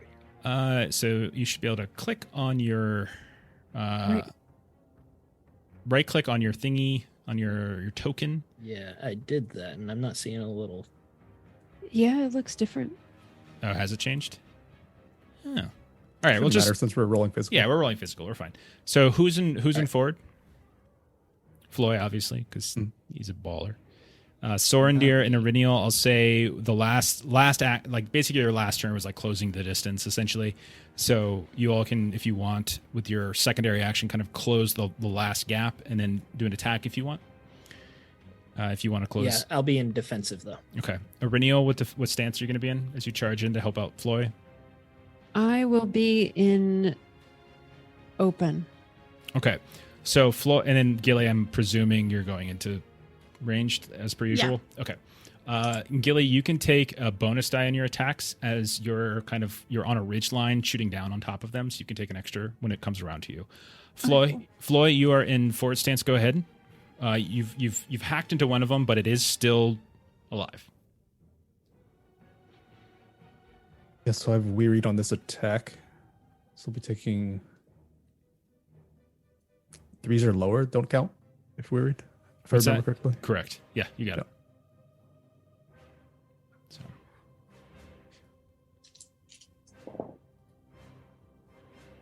Another Eye of Sauron, actually. Oh dear. Okay. Oh boy. I'm gonna say you're weary for the rest of combat. Oh god. Okay. West of combat. As this, you swing out at this thing, and it, despite the fact that it's like blood coming down from its shoulder where you hacked into it, it effortlessly just jumps out of your way and snaps back at you.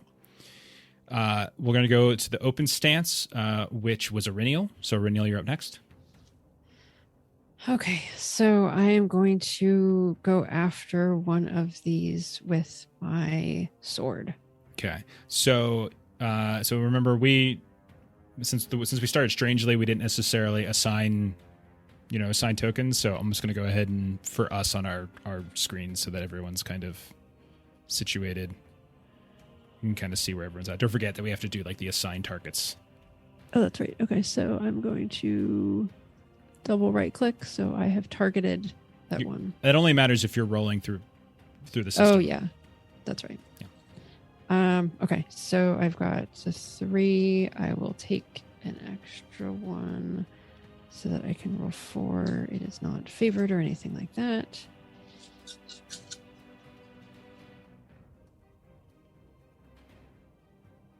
Oh, They have no extra parry or anything like that to worry about. So it's just your straight attack. okay. So all right. 10, 18. So I rolled a total of a 19 and I have a 6. Okay. But I rolled a 1, so there's no way that I'm even anywhere close to piercing. Okay. You can just So do a I'll heavy. Just do a heavy blow. Yeah. Yeah. Okay. Yeah, and so that will. So normally, sorry, I've got to look at this again. Normally, my sword is a 3 damage, so I'm going to add my strength to that, which is 7, so that's going to be 10 damage. Okay.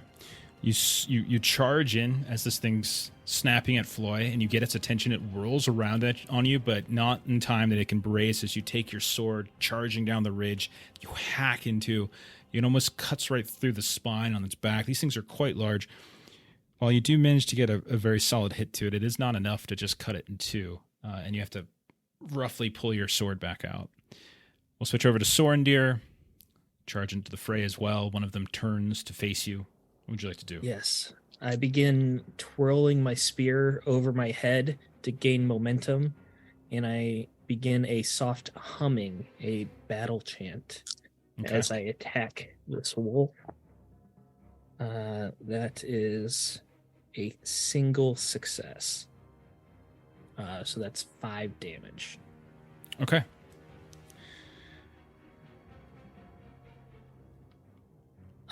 Also, on a successful attack roll, your adversary loses 1 point of hate or resolve. Oh, okay. So I'll put a little star by that one. Gotcha. Let me check their hate or resolve. Okay. That does, not going to make them run away just yet, but it does, in fact, reduce them. Okay. So you charge in. So now only 2 appear to be on Floy, as the others appear to have kind of closed in and are now engaged with both Iriniel and Sorendir. Gilly, you're up on the ridgeline.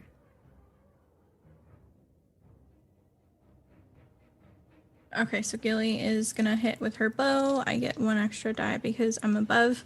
The -1 still applies. No, not to this. That's just for traversing. This is just normal combat. So I get 1 more. Which one are you at? Are you attacking a particular one? I'm attacking the one that attacked Floy. Okay, gotcha. 19, I passed, and I got a 6. That does not give me enough to do piercing, I believe. What'd you roll on your feet die? Feet die was a 5. Yeah, it's not enough. Yeah. So I do 4 damage. You heavy blow. You can always do heavy blow. Okay, yeah. So I'll do heavy blow. So It's your strength. add my strength, 8 damage. 8 points of damage. Actually, not enough. Though you do manage to get the arrow into its jowls. Doesn't quite get it fully into the neck. You can see it just sort of catches it across the sort of almost kind of perpendicular to the way the neck peels back into its chest. But it yelps in pain. But stays upright, in fact. Ooh. Okay. Their turn. Actually, Jeff, real quick, I hadn't looked at this in a while. For heavy blow, is a sword a two-handed weapon? Because there's Are you using it two-handed? I would say probably because I don't play. You don't with use the shield? Yeah, I don't use a shield. Then yeah, you would get. So a heavy blow, there's a +1 endurance loss if you're using a two-handed weapon and you do the heavy blow. Okay, so you do an extra point of damage. Yeah. Okay. Yep. All right, fair enough. Getting back into the rules again. That's fine. Okay. All right. They're gonna go. I'm gonna start with Floy. Floy, you're in forward stance still, so I'm gonna get that extra die on you. 10, 12, 14. I still miss. I rolled two. I rolled a 1 on my feet die, a 1 and a 2 on my D6. So you're okay. Oh, that's a low roll. All right. Then Auriniel, it's just flat against you. I rolled another 1 on my feet die. 14. How's 14 against you? Sorry, I've got to look at this again. Too low. It needs a 16 for parry. Okay, that's a miss. And then against Sorendir, since you're in defensive, I'll take a D6 away. There we go. That's an Eye of Sauron, I see. Ooh. And a 6 for a total of, it's a total of 19, but it's still an Eye of Sauron, so suck it. I teased you just barely earlier this session, and now I remember. you're pulling out the Eye of Sauron. Yeah, I remember. Yeah. I know how this works. I remembered. See my face? This is my serious face. My game face is on. This is my crying face. So a couple things are going to happen. First, it's going to hit you. We're going to say, All right. Let's also roll a injury check against DC of 14. Okay, it's been a while since I've done an injury check. It's D12. still the D12 plus my armor, which would be 3 dice because I'm wearing a helmet, right? Exactly, you got it. And what am I comparing this to? 14 is the target. 14, you said? Mm-hmm. Well, I got a 15 with 2 additional successes. Okay, you do not take a wound. Okay. Take 4.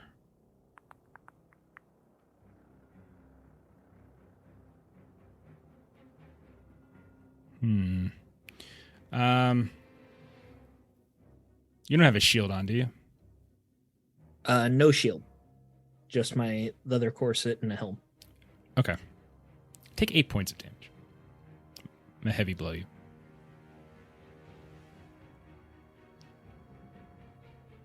Okay.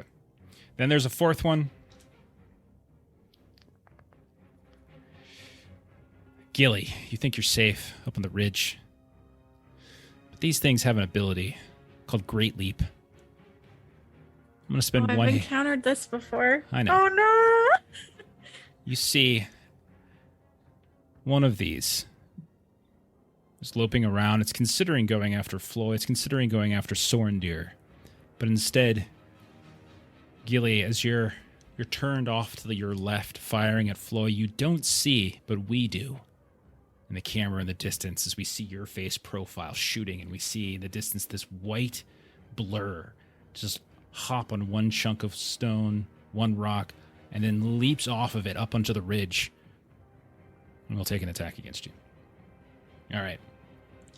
Let's see. It's 3 plus this. Okay. Okay. That's going to be a 18. It meets 18. 18, and I do have a 6, but I'm nowhere close to a piercing blow. Well, I have a 5 on my feat die. 6, 5, 5, 2. Also, I'll just do a heavy blow. That's 8 points of damage. This just leaps up onto Gilly. Gross. We're going to go to a new round. I was going to remind you guys about Marimben and Talendil throughout the course of that first round, but I decided I didn't want to because you guys are going through the skill endeavor way too easily. So, but you can use them now if you recall. So you're up. Floyd, are you still in forward? Oh yeah. All right, man. What do you want to do? You got this one in front of you. It's got an arrow in its neck. It's bleeding out of where you crushed it in the shoulder. It is just one good swing of the axe away from going down. Yeah, I'm gonna swipe some of the blood out of my eyes, slow down my breathing a bit, and just line up this axe like I've always done. Okay. You got this, man. Gandalf is here, baby. Oh, yeah? He is? Yeah, but I'm weary, so Look to me on the foot. The coming Gandalf's of the auto light. success, right? What's that? Gandalf's auto. Okay, Yeah. Yeah. just Gandalf then Mm-hmm. with a 7 damage. That's Coming to help me here. It quite literally had 1 health left. No! Describe your hit, Floyd. I did. I know that's why I felt really bad because it had 9 health and you did 8, and I was like, that's shit. Yeah, Floyd. Just calming down the adrenaline from sliding down the slope. I have my axe loaded up above me. I Okay. strike down where the arrow was. Okay. So that one is taken out. We go into open stance. Are you still, I assuming, unless someone's changed stance, let me know, but Auriniel, are you still in open? Correct. All right, you're up. And don't forget, Talendil and Marimben are here. They're swinging away. You can always use them to get an extra die. Just describe how you're using them. Yeah, I would trying to think of how I can use Marimbem to Just maybe flanking, distracting. be a little distraction. Yeah, Yeah, it's fine. distraction. It's kind of what I was thinking. Sure. Okay. She slides So, down, badass, almost like yes. like on her side.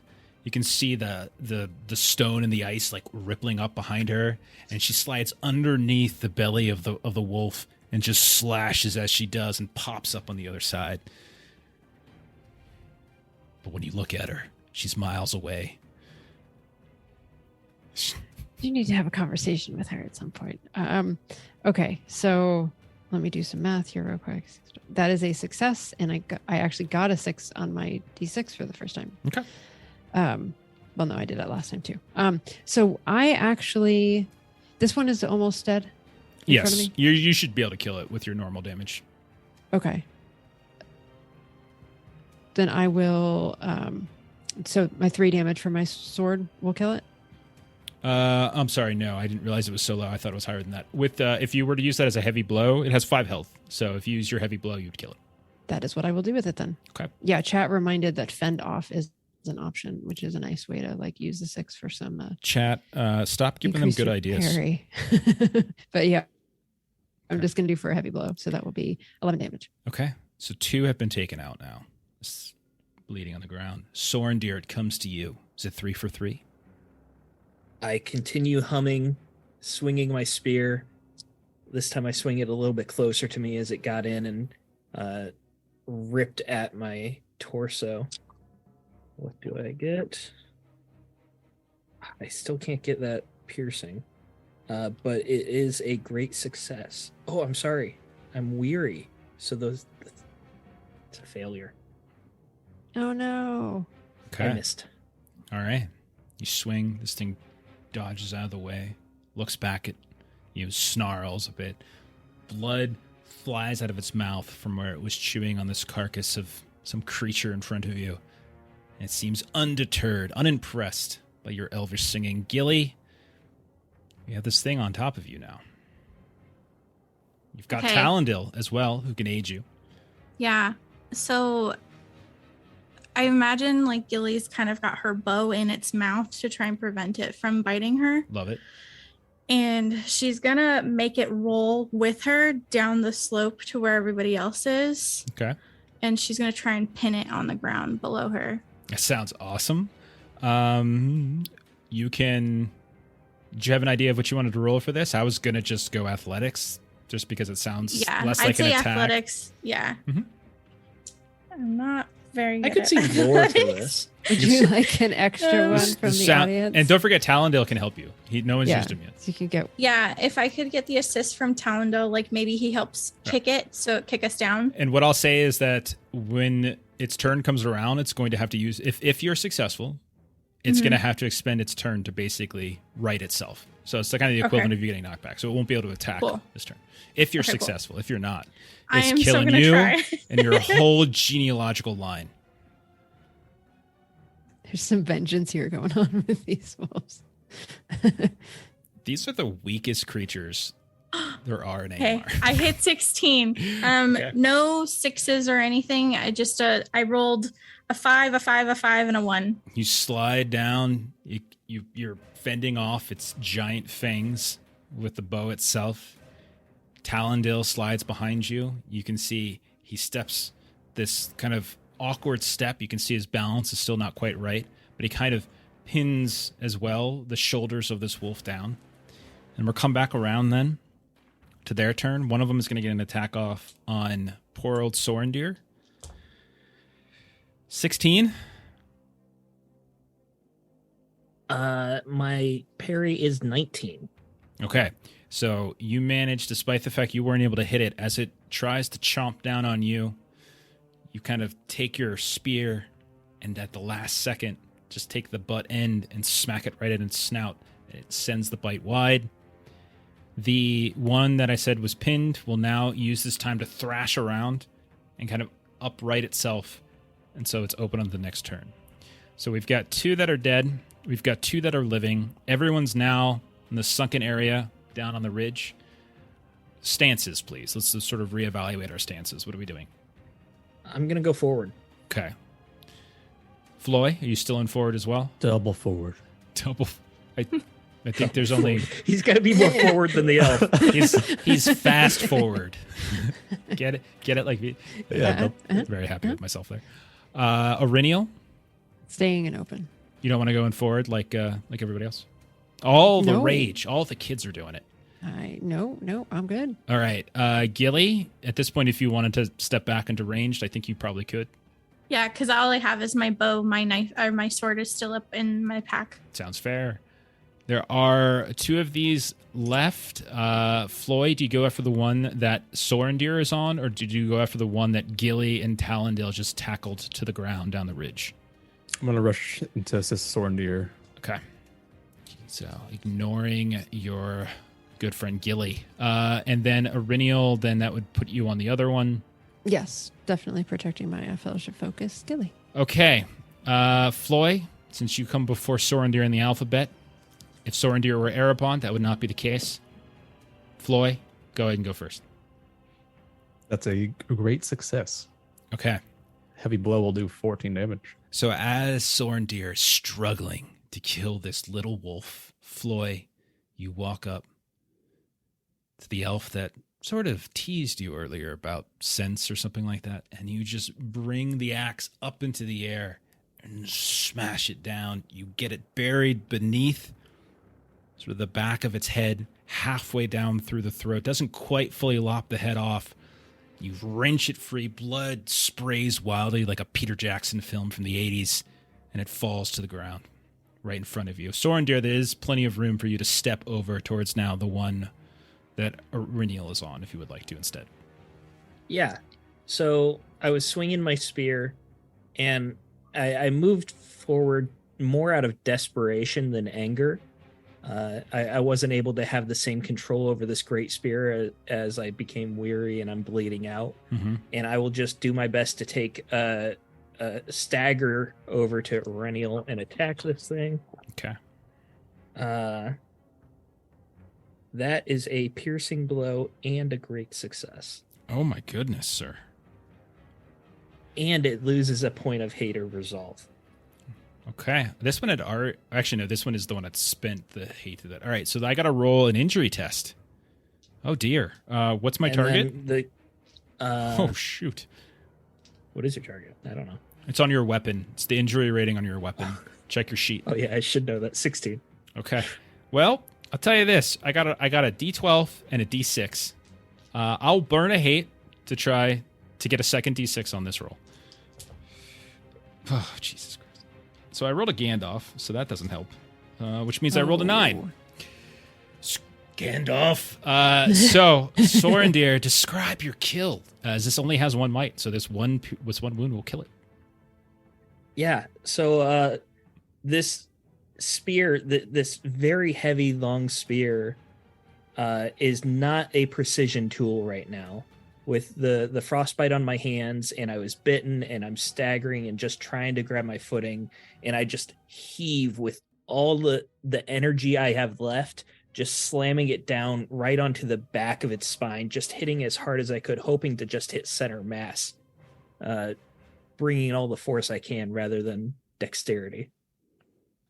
You feel like this last little shudder of life, and almost like this dog-like whimper that you know is just underneath all of like the sort of the feral anger of these creatures. It just sort of like shudders and whimpers one last yelp and falls.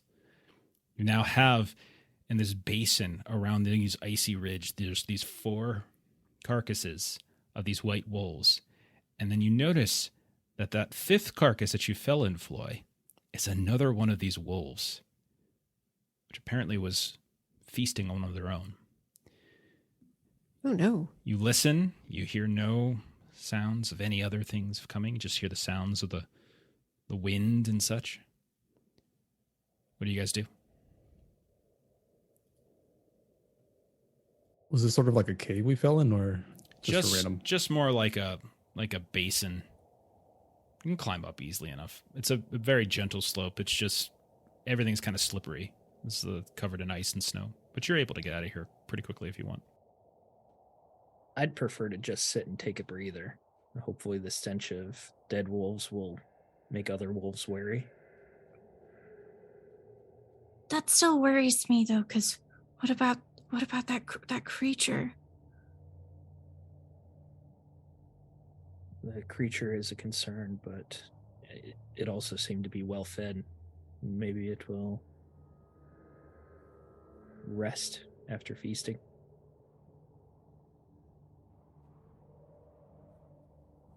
And Iriniel's just sort of, there's blood and whatnot here. And Iriniel just, they're, I think I could also sit for a bit. After that fall. I know we're tired. I'm so tired, but we should find somewhere else better to rest. Then let us climb. So we'll make our way up the slope. Okay. And Iriniel will just sort of sigh. Exactly. I think it's just a weary, in pain, just and even though it's dour, these animals were just alive, so there's a warmth to them that sitting here would have brought. And Iriniel will, I think, just sort of throw a kind of glance Sorendir's way as we both just sort of, and then get up and brush ourselves off. Yeah, Gilly's hands are shaking as she's getting her stuff put back together and she's climbing up, because this is the second time such a huge creature has just pounced upon her, and she's been pretty close to the maws of death. Totally get your wanting to not be in this area anymore. Yeah. And back we go. Okay, Floy, you can go ahead and remove the weary effect from yourself now, as that was just unless you were actually weary. I'm actually weary now from the damage. Yeah. Yes, got him. Got him. So you all can choose something. You can choose to try to stop here, camp, get one of those rests out. You can get those short rests. We're not in a journey, so you're welcome to do it. I will roll for an encounter, or you can try to push through. You can see that you are fairly close to the mountains. You are, if I were to put a number on it, 2 resistance away from the mountains. I mean, that's just 1 success and a bonus success. That's easy peasy. Except No, I'm weary. not the way Yeah, it the, might be harder to points hit. won't matter. Yeah, Yeah. with 2 people weary and the dice think balance we're all having, weary. So I should have attacked you guys earlier. Gotcha. Then what It I only am- takes one good hit for me to become weary. Yeah. Yeah, I'm just barely not weary. Those are quite literally the weakest things you could fight that I have prepared for you. Well, then. I have We 8 were lucky. fatigue. Tease me some more. Come on. So I'm gonna say that we travel a little bit and then try to find a rocky outcropping or something where we can kind of hide and camp, rest. Okay. Yeah. A short rest appropriate locale. Okay. So it'll be I'll give you a prolonged rest for sure. However, I will be rolling a potential encounter. That's the trade. I mean, I'm fine with a short rest because that counts as prolonged. If you guys can get going in an hour or so, you know. I would say that's up to Floy. That only works for you. Swordier's in such great shape. How much does it recover again? Short rest. So a short rest is your strength. So your strength score and endurance points. Oh yeah, that's plenty. I can do a short rest. Short rest it is. Okay. And I'll say if that's the case, I won't roll for an encounter. You go ahead and you take your short rest. This is the only short rest you can take currently for this day. And then everyone kind of gets a breather. Everyone, maybe you grab some water, some food, take a moment, put a little distance between yourselves and all these carcasses. Those of you, say Sorendir, with elvish senses, you do hear that creature on the wind, but you hear that it's more like it's up and crunching. You're not sure if they're not wings. It just sort of glides and crunches, and you hear this part roar, part snarl, and then you would imagine, Sorendir, as you were trying to peer through the mist backwards, you think it might have found the carcasses on the ground that you left in the basin. It seems to be occupied with them.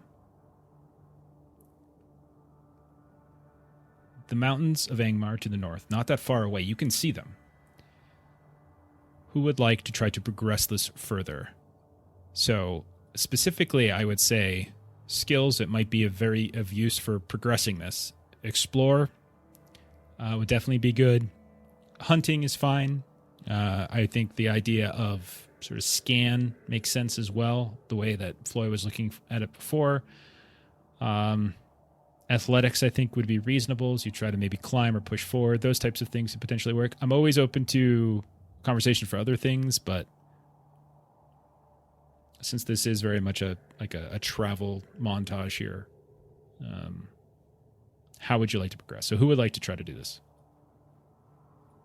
Find the last leg. I will do an athletics, trying to push us since we did the short rest and I did my elvish meditation, which makes it count as a prolonged rest. So I would try to, like Floy was doing earlier, keep the pace going. Since I have a bit more energy, I'll go up front and I'll set the pace for everyone to try and keep up. Fantastic. -1. If you would like, you can have using Marimben and Talendal haven't been used. If you want to use Marimben to kind of help you with this again. I was gonna say Marimbem. I'm gonna tell her she's in a grumpy mood anyways, so I'm gonna put her in the back, and if anyone slows down, just give them a little whip upside the head. Gotcha. To keep them going. Gotcha. Yeah, travel would be good too. Yeah, if you want to do travel. And that'll be 2 dice then because of her, and I'm gonna use my Elven skill to give me an automatic success anyways. Okay. So I'm going to spend the hope for that. Fantastic. And I'm going to roll and hopefully get the second success there. Okay. Do it. Sorry. I rolled a 1 on my 12 and then a 2 and a 4. So that's just a 7. That's a failure, but I still got the magical success. So you've Good reduced... thing that's what you did. You've reduced to 1 resistance. You've reduced to 3 time limit. So I'm going to treat the time limit more like, at this point, there's this giant monster behind you that might at some point bypass you guys and kind of cut off any attempts you get. So really, it just is going to come down to, like, if you don't get there before this time limit's up, you're going to have to sort of cycle back, like circle around and try to push through much more. It's just continuing to wear and tear on you guys and potentially increasing your chances of more of these negative encounters. But Sorinder, you do manage with sort of this elvish fortitude that the rest of the party, including Talendil and Marimbem, do not have. With your elvish ears, perhaps you hear a curse or two, an elvish swear, or a swear about an elf. But nonetheless, you close even greater distance. But you're not quite there, as you've come across what looks like some very jagged ground that no matter how fast you try to run, you always find yourself going 5-6 strides before you have to stop and climb over something, gingerly move down this icy slope. And the sprinting and the heavy pace is just not working anymore. Who would like to go next? 3 chances to get 1 success. Can you repeat a skill or no? I'm fine with it, yeah. Just describe a different way you're using it, maybe. Just flavor it somehow. Do you want to scan again? Yeah, I'm pretty good at scanning.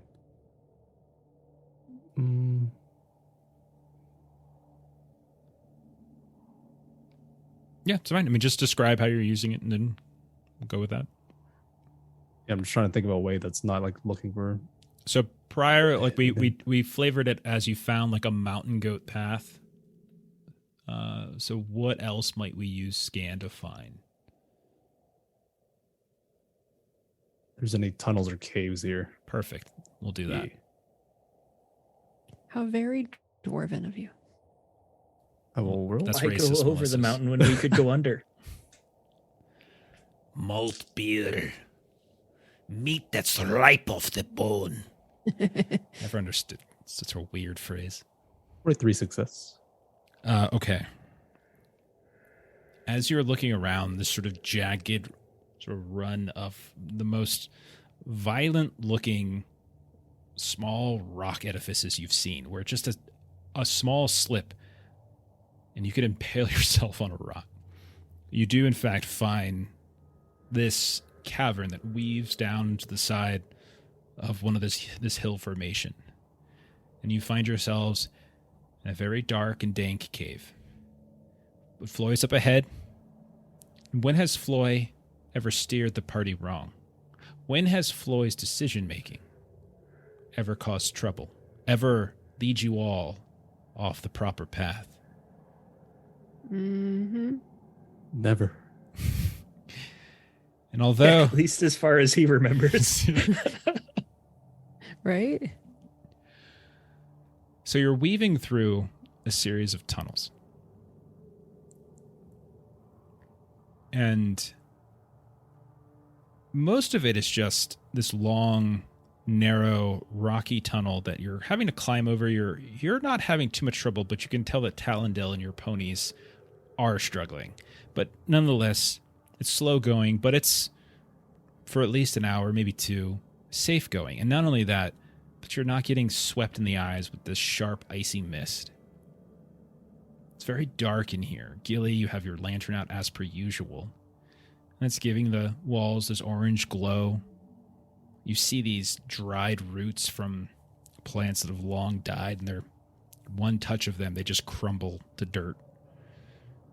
Flo, you see no signs of any kind of suitable minerals in here. No iron veins, nothing of note. It's just cold, icy, useless rock.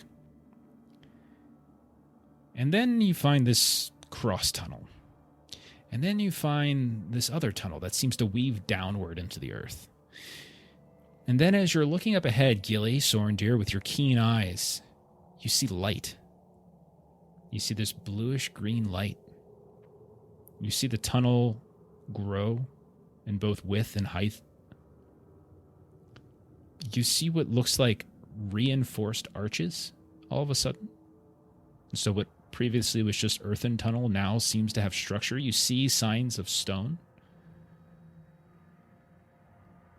The ground becomes suddenly relatively even. And you look down and you can see Planter stones. You're stepping very flat ground. Your ponies suddenly have very little effort anymore. Your friend Talendale is thankful for not having to climb and over top of some of these rocks. But as you get closer, Gilly and Sorendir, again with your eyes,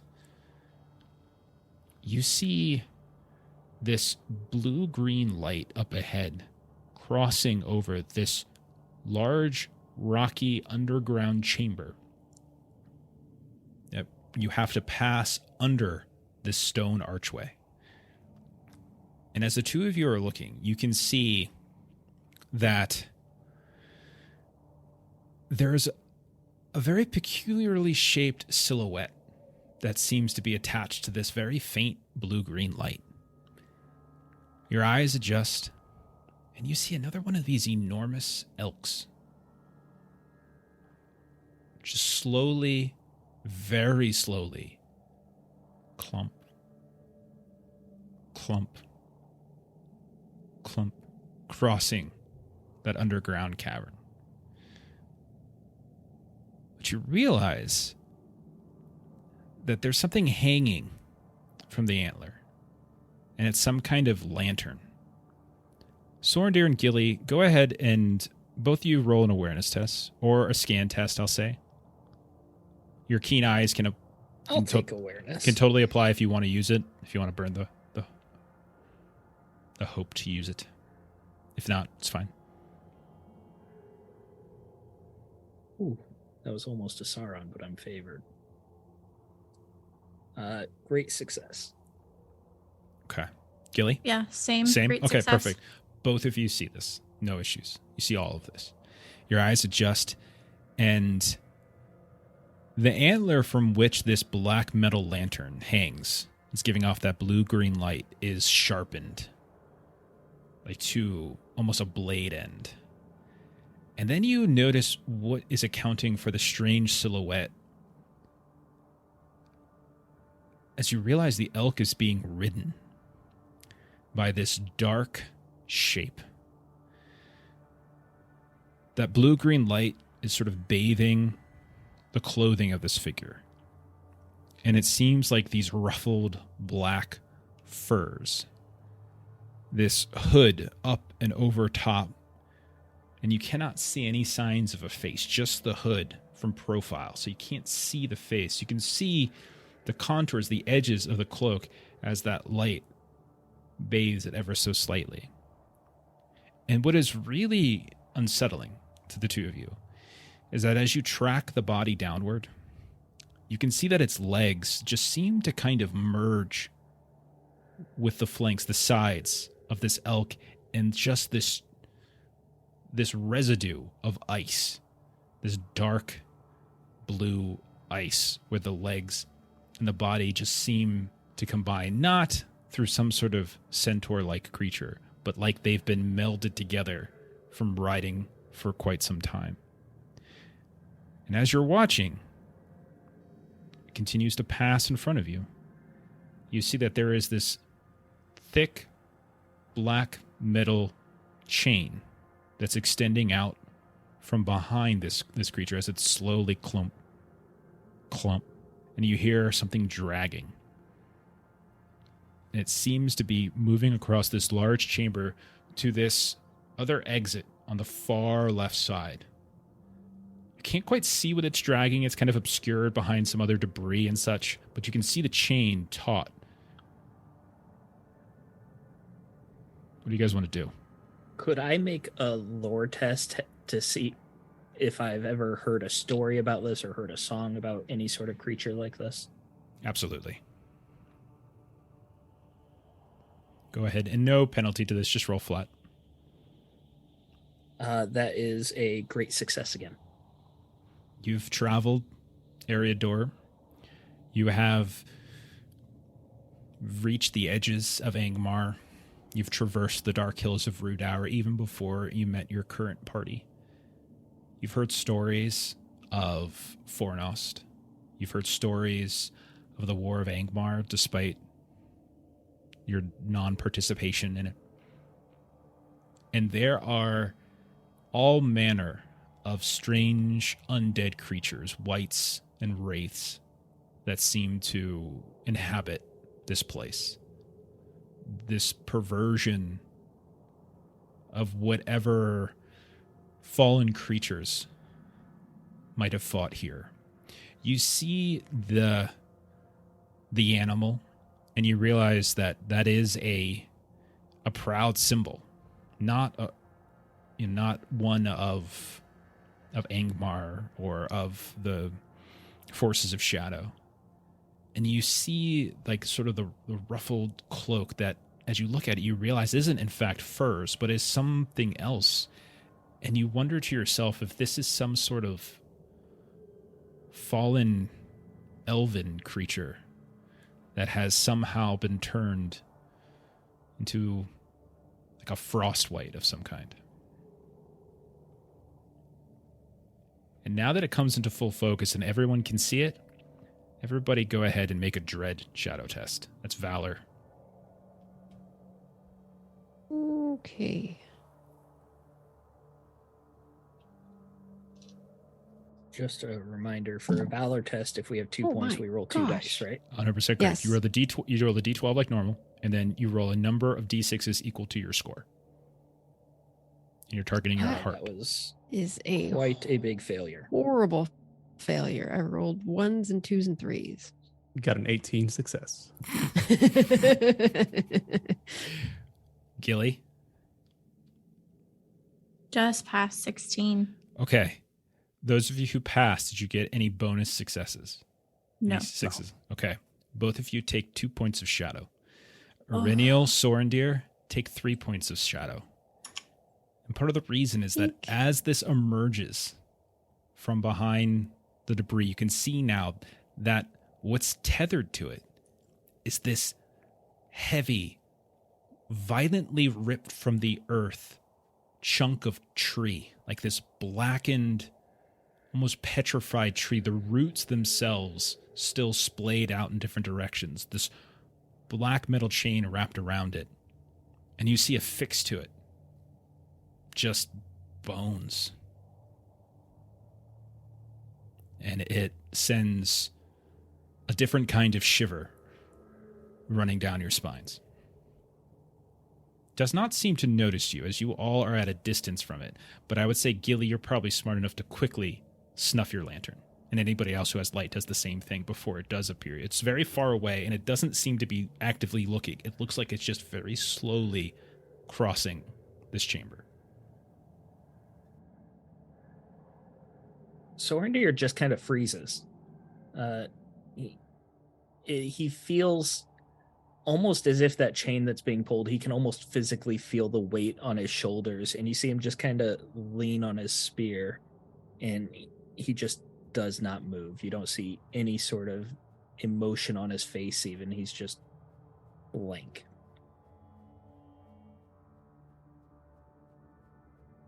It's a bit of a monstrosity. Just let it pass.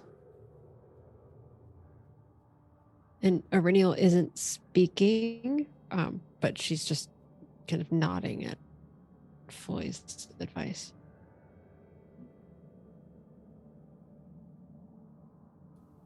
Time passes, and it passes slowly. Like it moves really, really slowly.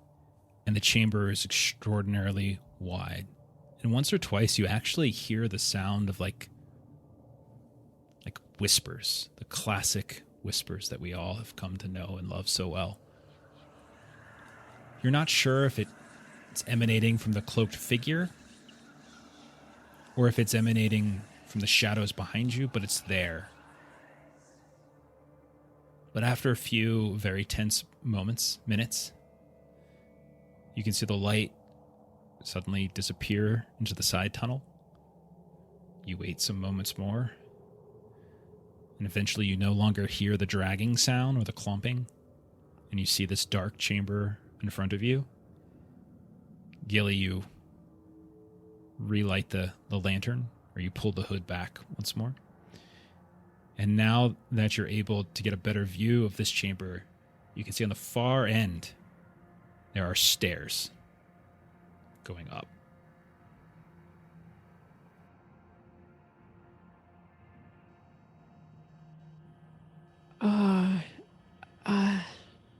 And Reneel is just sort of shuddering at just all of the just horrible things that we've been seeing since we've been here. And she'll just sort of gesture toward the stairs. Shall we? Snap my fingers in front of Sorendir. Come on, man, wake up. Sort of get his attention. There really isn't much of a response from Sorendir. You snap a couple times, and his eyes don't even change focus. Maybe you do a little wave, and then you finally comes out of it, and he doesn't really like snap out of it. He just kind of turns to look at you. We're moving on. Moving on to the Dead Realms. Let's go.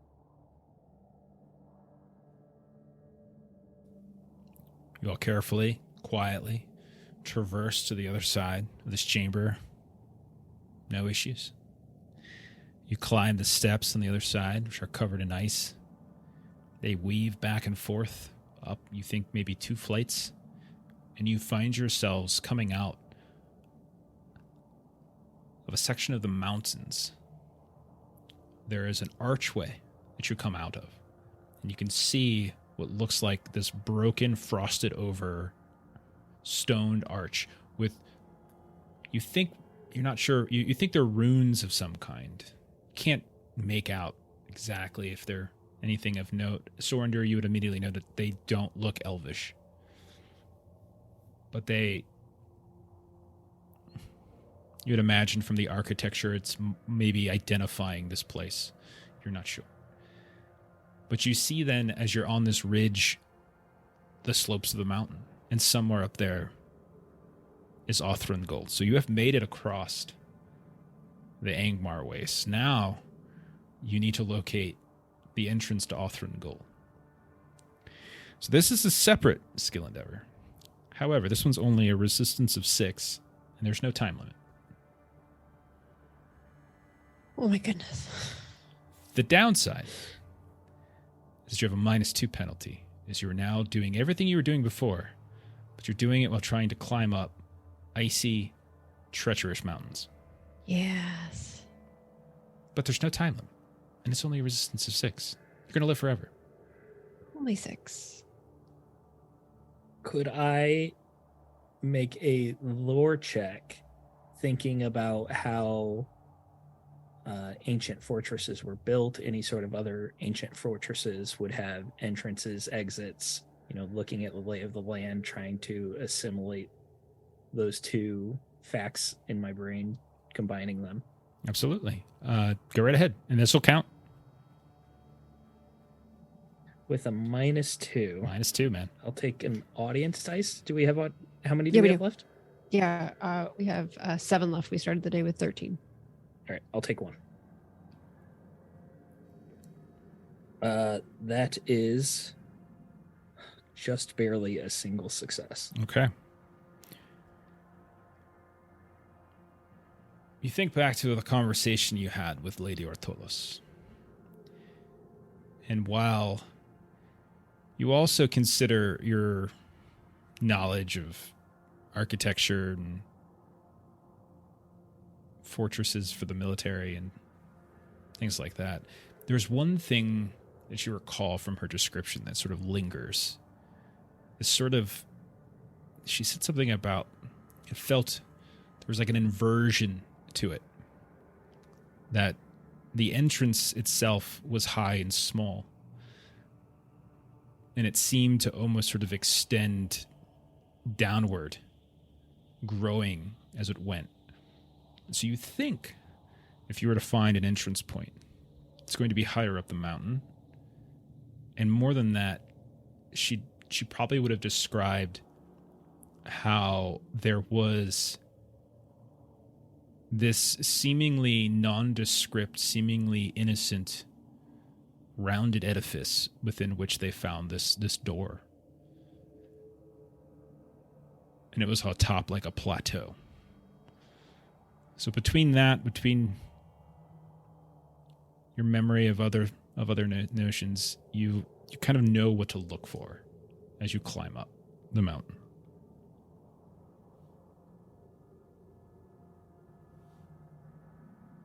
knowing we have to climb up this mountain, maybe I can reinforce or craft some climbing gear here Beautiful. to assist us. I love it. Sounds great. Nice. Make us some snowshoes. Ridial pops hers out. And she's like, I also don't take any travel fatigue. And then Sorendir's like, yeah, well, when I take a short rest, it's basically taking a long rest. So, We got a 19, great success. that's great success. You got 2 successes. Okay. You're already halfway there. You piece together. I mean, you probably already have some climbing gear and some ice, but you manage to find tethers. You use ropes to tether yourselves to each other, to the ponies as well. You're moving along on these very treacherous, narrow paths.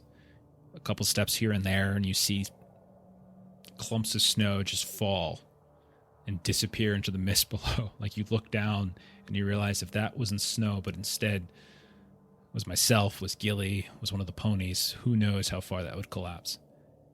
And you also put together, kind of unwrap maybe these maybe spikes or pitons, and you start using those to create these moments where you can create kind of climbing lines between like one treacherous chasm and the next.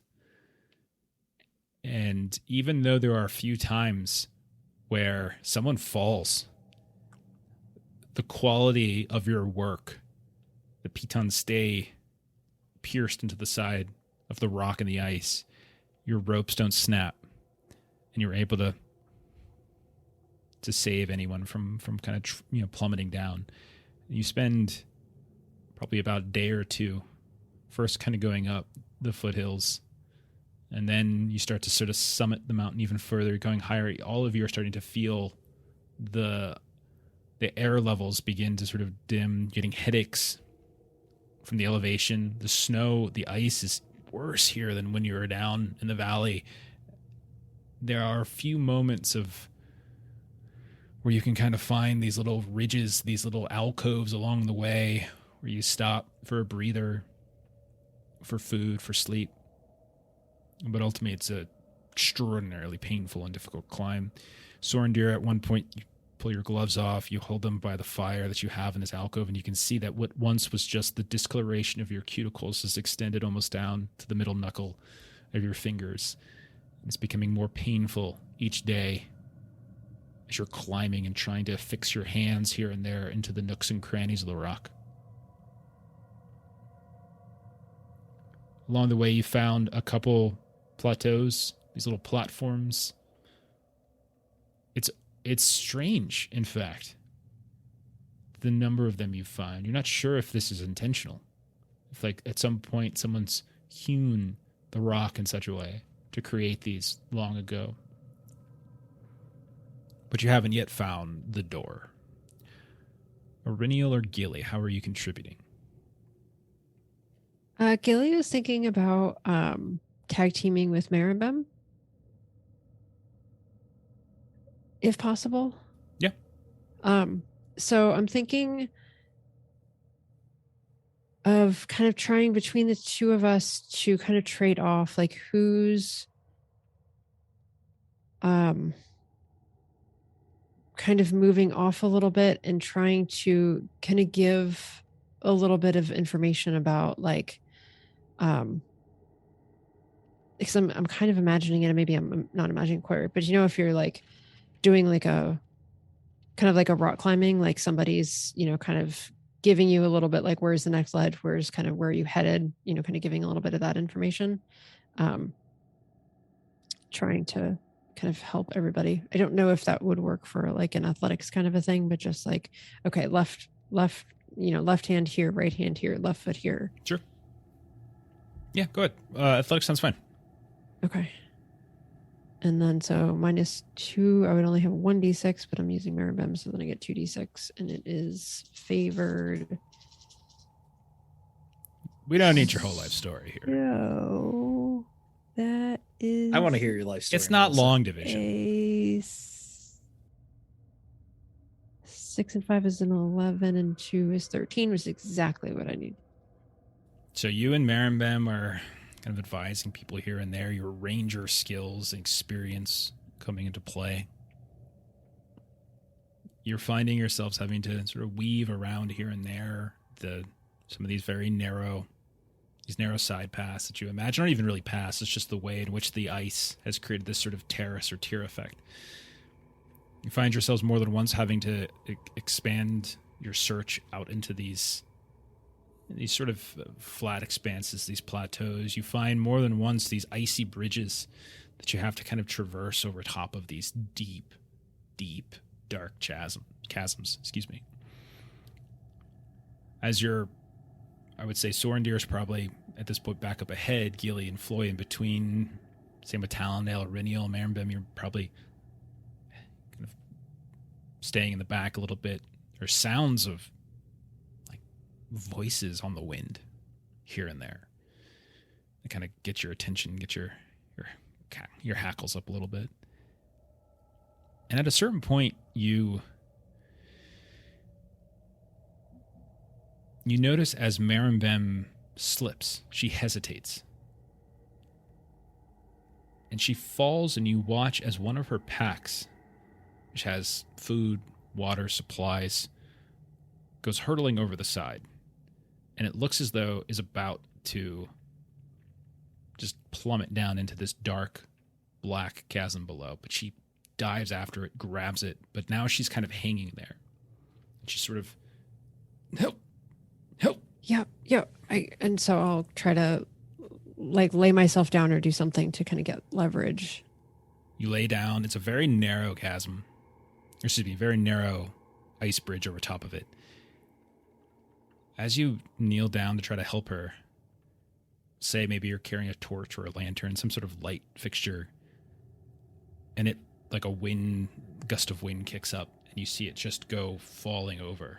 And you just watch as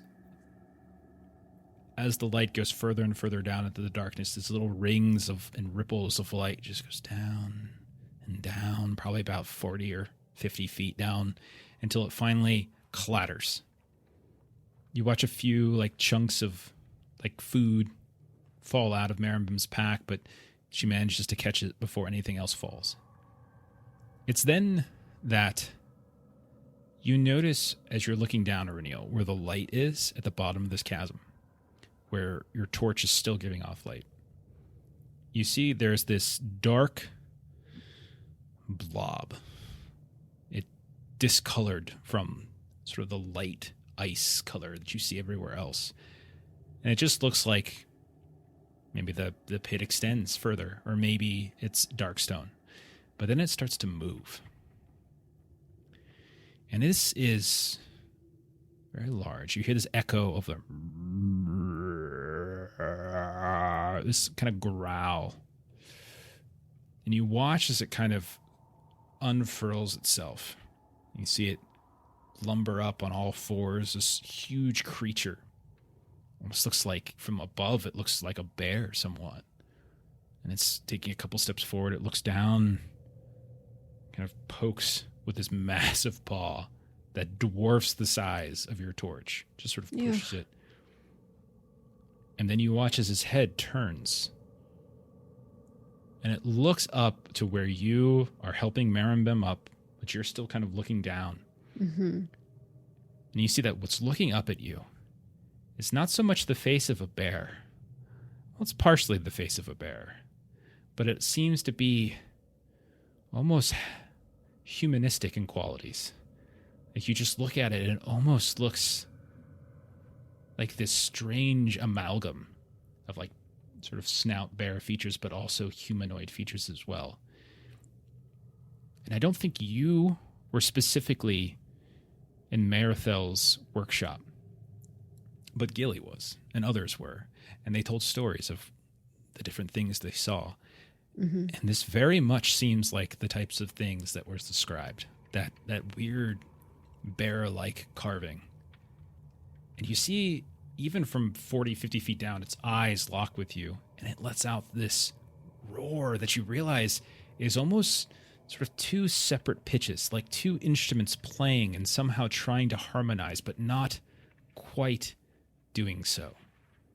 the loud rumble of a bear growl.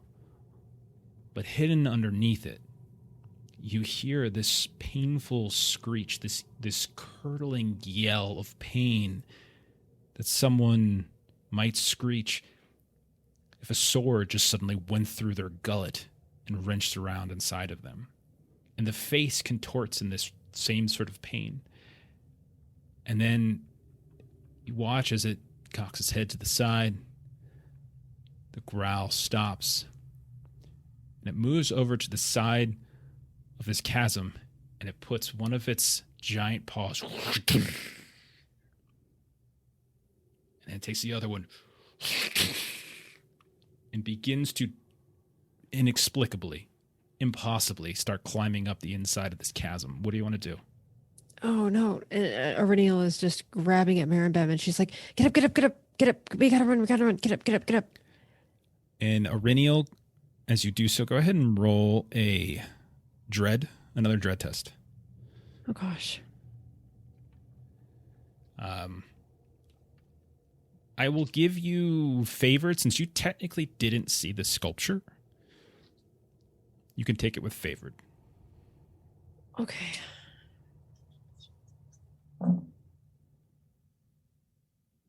Oh.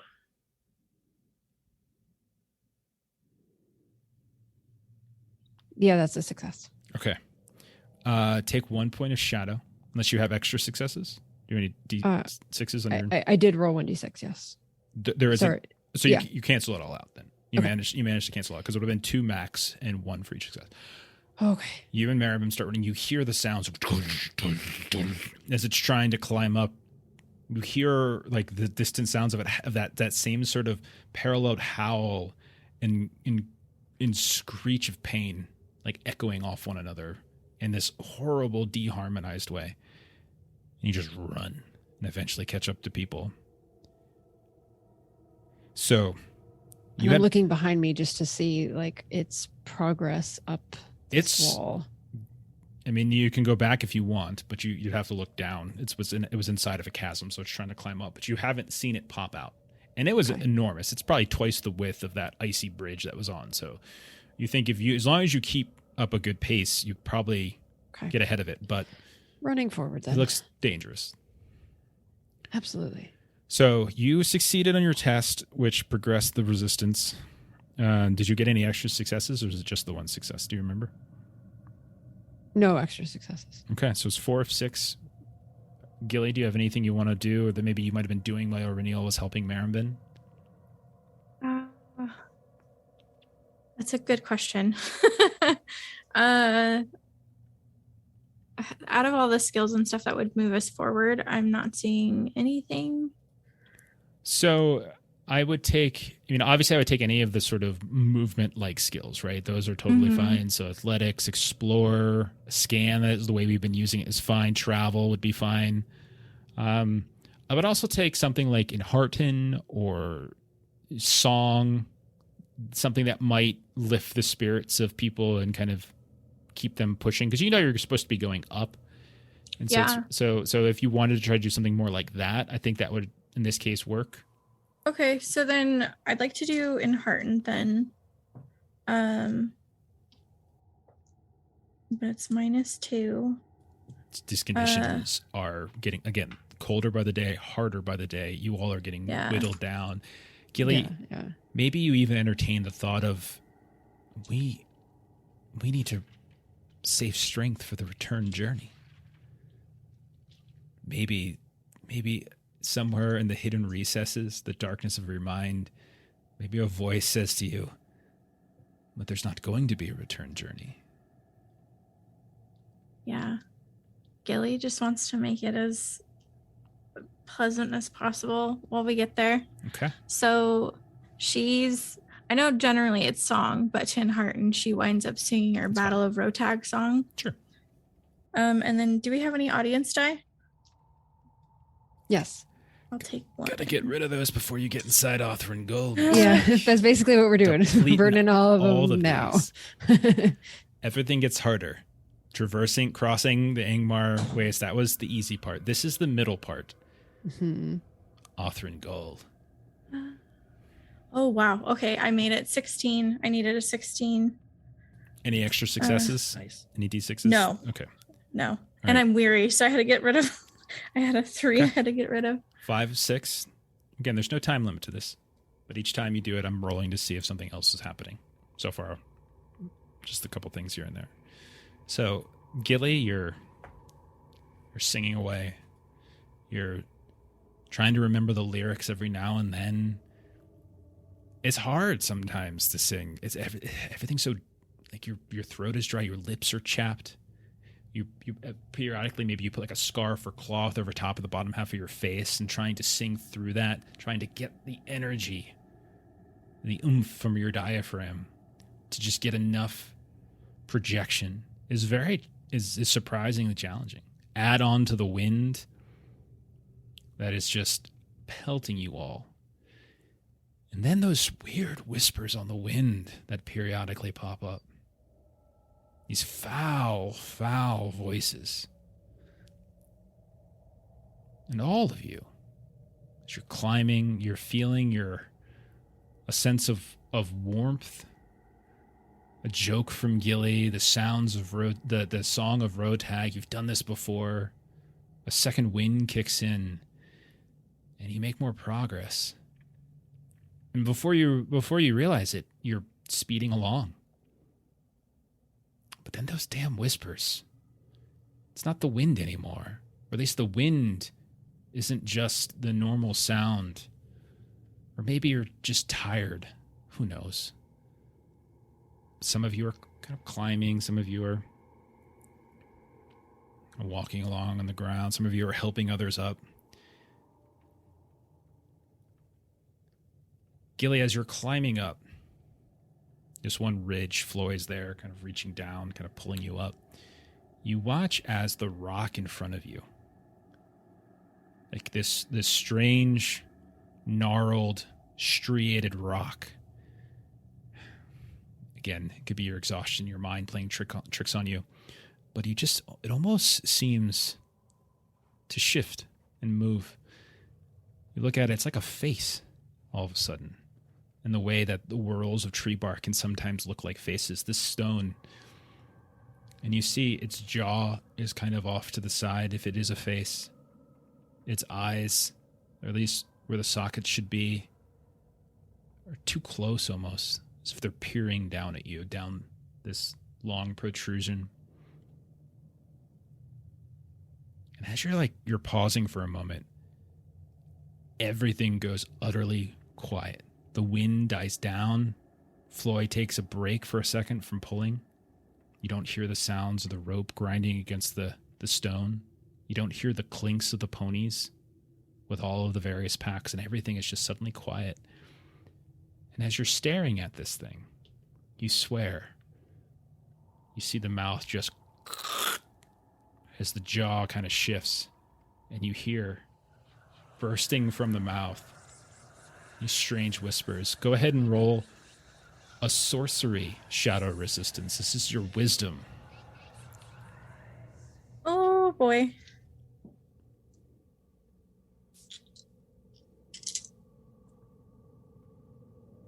I got a 12 and a 5. So 17. Okay. Pass. And didn't get any extra successes? No, because 5. I got 2s and 1s. Okay. So I had to drop them. 1 point of shadow then. So you would have been a max of 2. You got the main success, but you didn't get any extra successes. So you take the 1 as you just feel yourself just get sort of entranced all of a sudden. As this thing just is like, you feel the breath coming out of this strange mouth. Floy, you look down, and Gilly's just kind of gone limp. Maybe it feels warm, and so Gilly's reaching out towards it.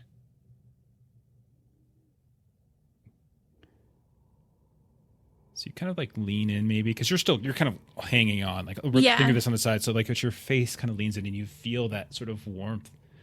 Mm-hmm. But Floy, she's just placed her head, like her cheek, right against this chunk of rock as you're looking down at her. Gilly, are you okay? No response. try and climb down and grab her. You See you what's have her happening. on rope. Remember, you guys have tethers, Okay. so you can just pull her up, and you don't need a roll. You can just pull. Just start to pull her up, and like Gilly, you feel your skin just rip as you made contact with that cold stone. And when Floyd gets you up to the top, Floyd, you look and you can see where she had kind of covered the bottom part of her mouth a bit, but you can see right underneath her eye, this chunk of skin, this little patch of skin is just missing. Doesn't hurt, Gilly. It's just your face just feels numb. Okay. She got her up, and all of a sudden, like a rush, like this cacophony of an orchestra trying to warm up, all of the sound that had gone quiet just rushes back to you, like lag is catching up, one after the other, and no sync whatsoever. The clink, clink, clink, clink, suddenly of your horses, the rushing of the wind, which is way too fast until finally it slows down again.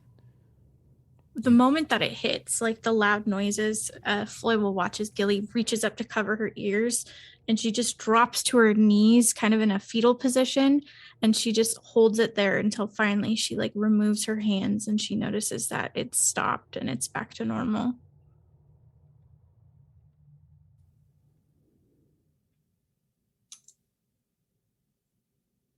You all go ahead. What happened? Did you? It was so loud. Did you not hear it? I mean, there's sounds, but nothing painful. It was like it was all at once. What happened to your face?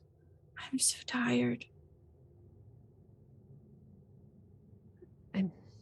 It's been quite a difficult journey. We're not going to come back from this. Narenia will go over and put her hand on Gilly's shoulder. You've done so well to try to keep our spirits up. I know this has been exhausting, but we're nearing our destination. I'm past exhaustion. I'm resigned. Where did you not see that creature back there? That was an elf, maybe? What if that becomes us? What if we become the very thing that we're trying to fight against? What do we do? Well, I think we are all here together. We can do the best we can to try to make sure that doesn't happen. I know I'm not enough. And Gilly's gonna stand up and she takes a deep breath in. And she's like, I'm sorry. And goes back to her spot in the line, and she's ready to keep trekking forward. Sorendir would have been somewhat nearby, and after Gilly leaves, he would have taken a step to Erenniel, that creature underground. It's the doomsman of the Valar. And then he'll go back to his place in line.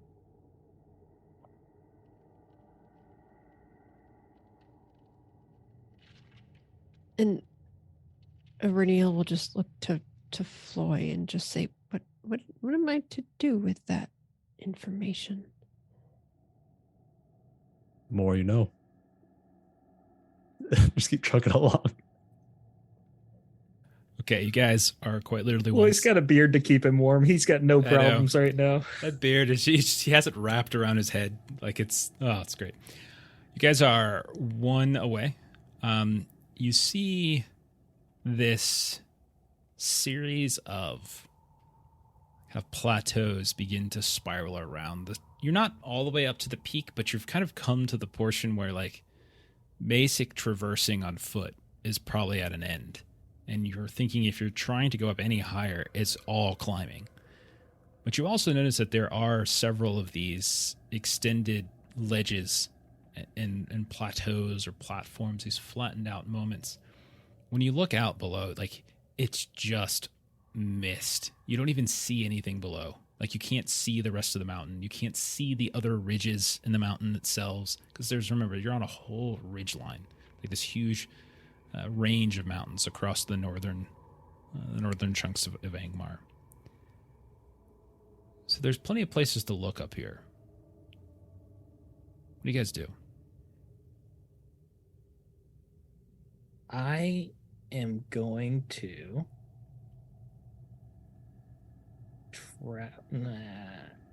travel with my elven skill as a magical success. With the shadow that's overcoming me, there was one point where I was in my elvish meditation, and I can't explain it, but I just knew which way to go. And travel is literally the worst skill I have. But I'm an elf and I succeed anyways with a 6.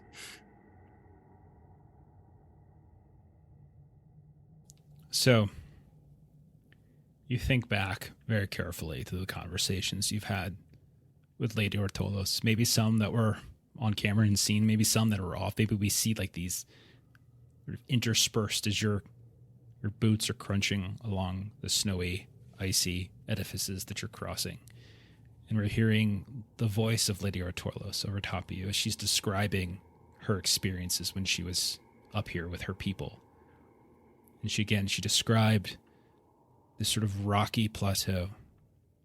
She described an inexplicable door that you wouldn't have expected. Strange runes. Sorinder, you just sort of let yourself feel the environment. All your senses just sort of hone in. Sounds, sights, smells. Your eyes focus on this clump of rock about 30 feet out from the central spire of the mountain. And you see it just looks like rock.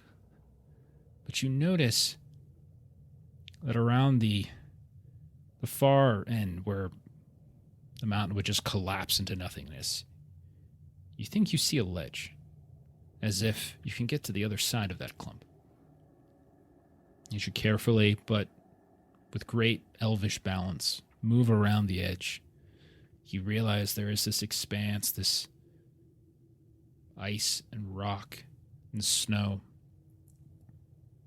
You come around it, you look down, and it's hundreds and hundreds and hundreds of feet to the base of this mountain. You can see in the distance the contours of other ridges as the wind, the ice kind of whip at your face. And as you entertain just for the slightest moment dismay and failure, you turn to look back towards your companions, and you see the opposite side of that clump of rock. And instead, what you see carved into the rock itself, you see a tall, narrow door.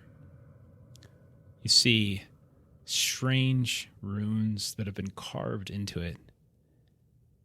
And unlike everything else you've seen, which looks old and worn, this door looks pristine. And that is where we will end this session. Yay! Good to be back. Oh my gosh. gosh. We got Oh here. my gosh. Remember when it felt like you guys were just going to get in and out of Angmar without breaking a sweat? You remember that? No. It never actually felt that way. It was scary. Yeah, the it whole never did. Did it really? time. Yeah. Yes. Yeah. You guys, I was looking down at one point. I'm just like, they haven't had an encounter yet. This is crazy. So basically, I just have my own little system for like how well you guys do on a check versus how many feet die I roll to determine if you got an encounter, that kind of thing. And you guys were just crushing it left and right. So I'm like, no encounter, no encounter, no encounter. I'm like, all right. I'm just going to have to. All right, that's fine. I'm actually like chilly in real life. And so it was like very good Same, immersion of same. like, my hands are actually chilly and my character is freezing. I intentionally turned the I've been thermostat down to 30. Immersion. Yep. Well, So good to be back to One Ring and nice. these characters again. I'm glad we got a little combat in this week, a little small, simple combat. Not that means we're going to have a very complex, very difficult, someone's going to die combat next week. That's not what I'm saying. You did get some endurance out of some folks. Yeah. It It could have a little been, refresher. yeah, just something, Yeah. just something a little. It's just dangerous enough. Like I like wolves. I like wargs because they're not hard to kill, but at the same time, like they can do a little something, And I love that leap effect. So like Gilly can't just sit back, so I have to I get to scare Ashley a little bit. Get to just throw a Gilly's little like, elbow back "I am there. That not was pretty fan." fun. I liked it. Ashley, that's pretty fun. Yeah, super fun. Really enjoy that part, Jeff. All right. So, but yeah, that's it for us. Let's see. Let's do some plugs. What else we got going on? This is go in order. Monday, Holler. Holla. Appalachian Apocalypse. For Savage Worlds, we're back with that. So come check me and Melissa in that game. A bunch of other folks. Our friends at Defenders, our friends at Steam Steel Murder. Come and join us. And then, Steven, what you got on Tuesday? Tuesday is The Good, the Mad, and the Unholy, a Haunted West game, right here on Adventures in Lollygagging. You'll see a few familiar faces from this game there. Please come join us for a horror Western game. The posse feels like they've entered a friendly place, maybe not so friendly, but a safe place, and they're going to find out how wrong they are. So it should be a good session. That's weird because last night when you described where we were, you made it sound like we were in the jaws of doom or something like that. Right? So Yeah, I'm very you are. confused. Also, little known fact, there are antlers, there are creepy antler things in that game too. You can't have enough antlers. I agree. You really can't. That's a good movie. Everyone should watch it on Netflix. I did enjoy it. Yeah. Let's see. Next Friday, we'll be back to Mothership. Everyone here will be in that game. And then a week from today, we'll be back to One Ring, where we will plunge into the depths of Othrungul and see how that goes. And we also should mention our friends Norse Foundry, if they're still there. We turned to rolling physical dice a little while ago. And if you would like to get a tiny little discount, well, not tiny, 10%. That's a pretty good discount, actually. On your own wonderful, amazing dice from our friends at Norse Foundry, head over there, put in Lolly as a promo code, and you'll get 10% off. It's great. Yeah, that's it. We're gonna go ahead and raid someone, continue, so you can continue watching some wonderful streams on your Saturday, and we'll catch you hopefully on Monday with more Lollygagger stuff. So, good night, everybody. Thanks for hanging out. Thanks, everybody. Bye. See you later.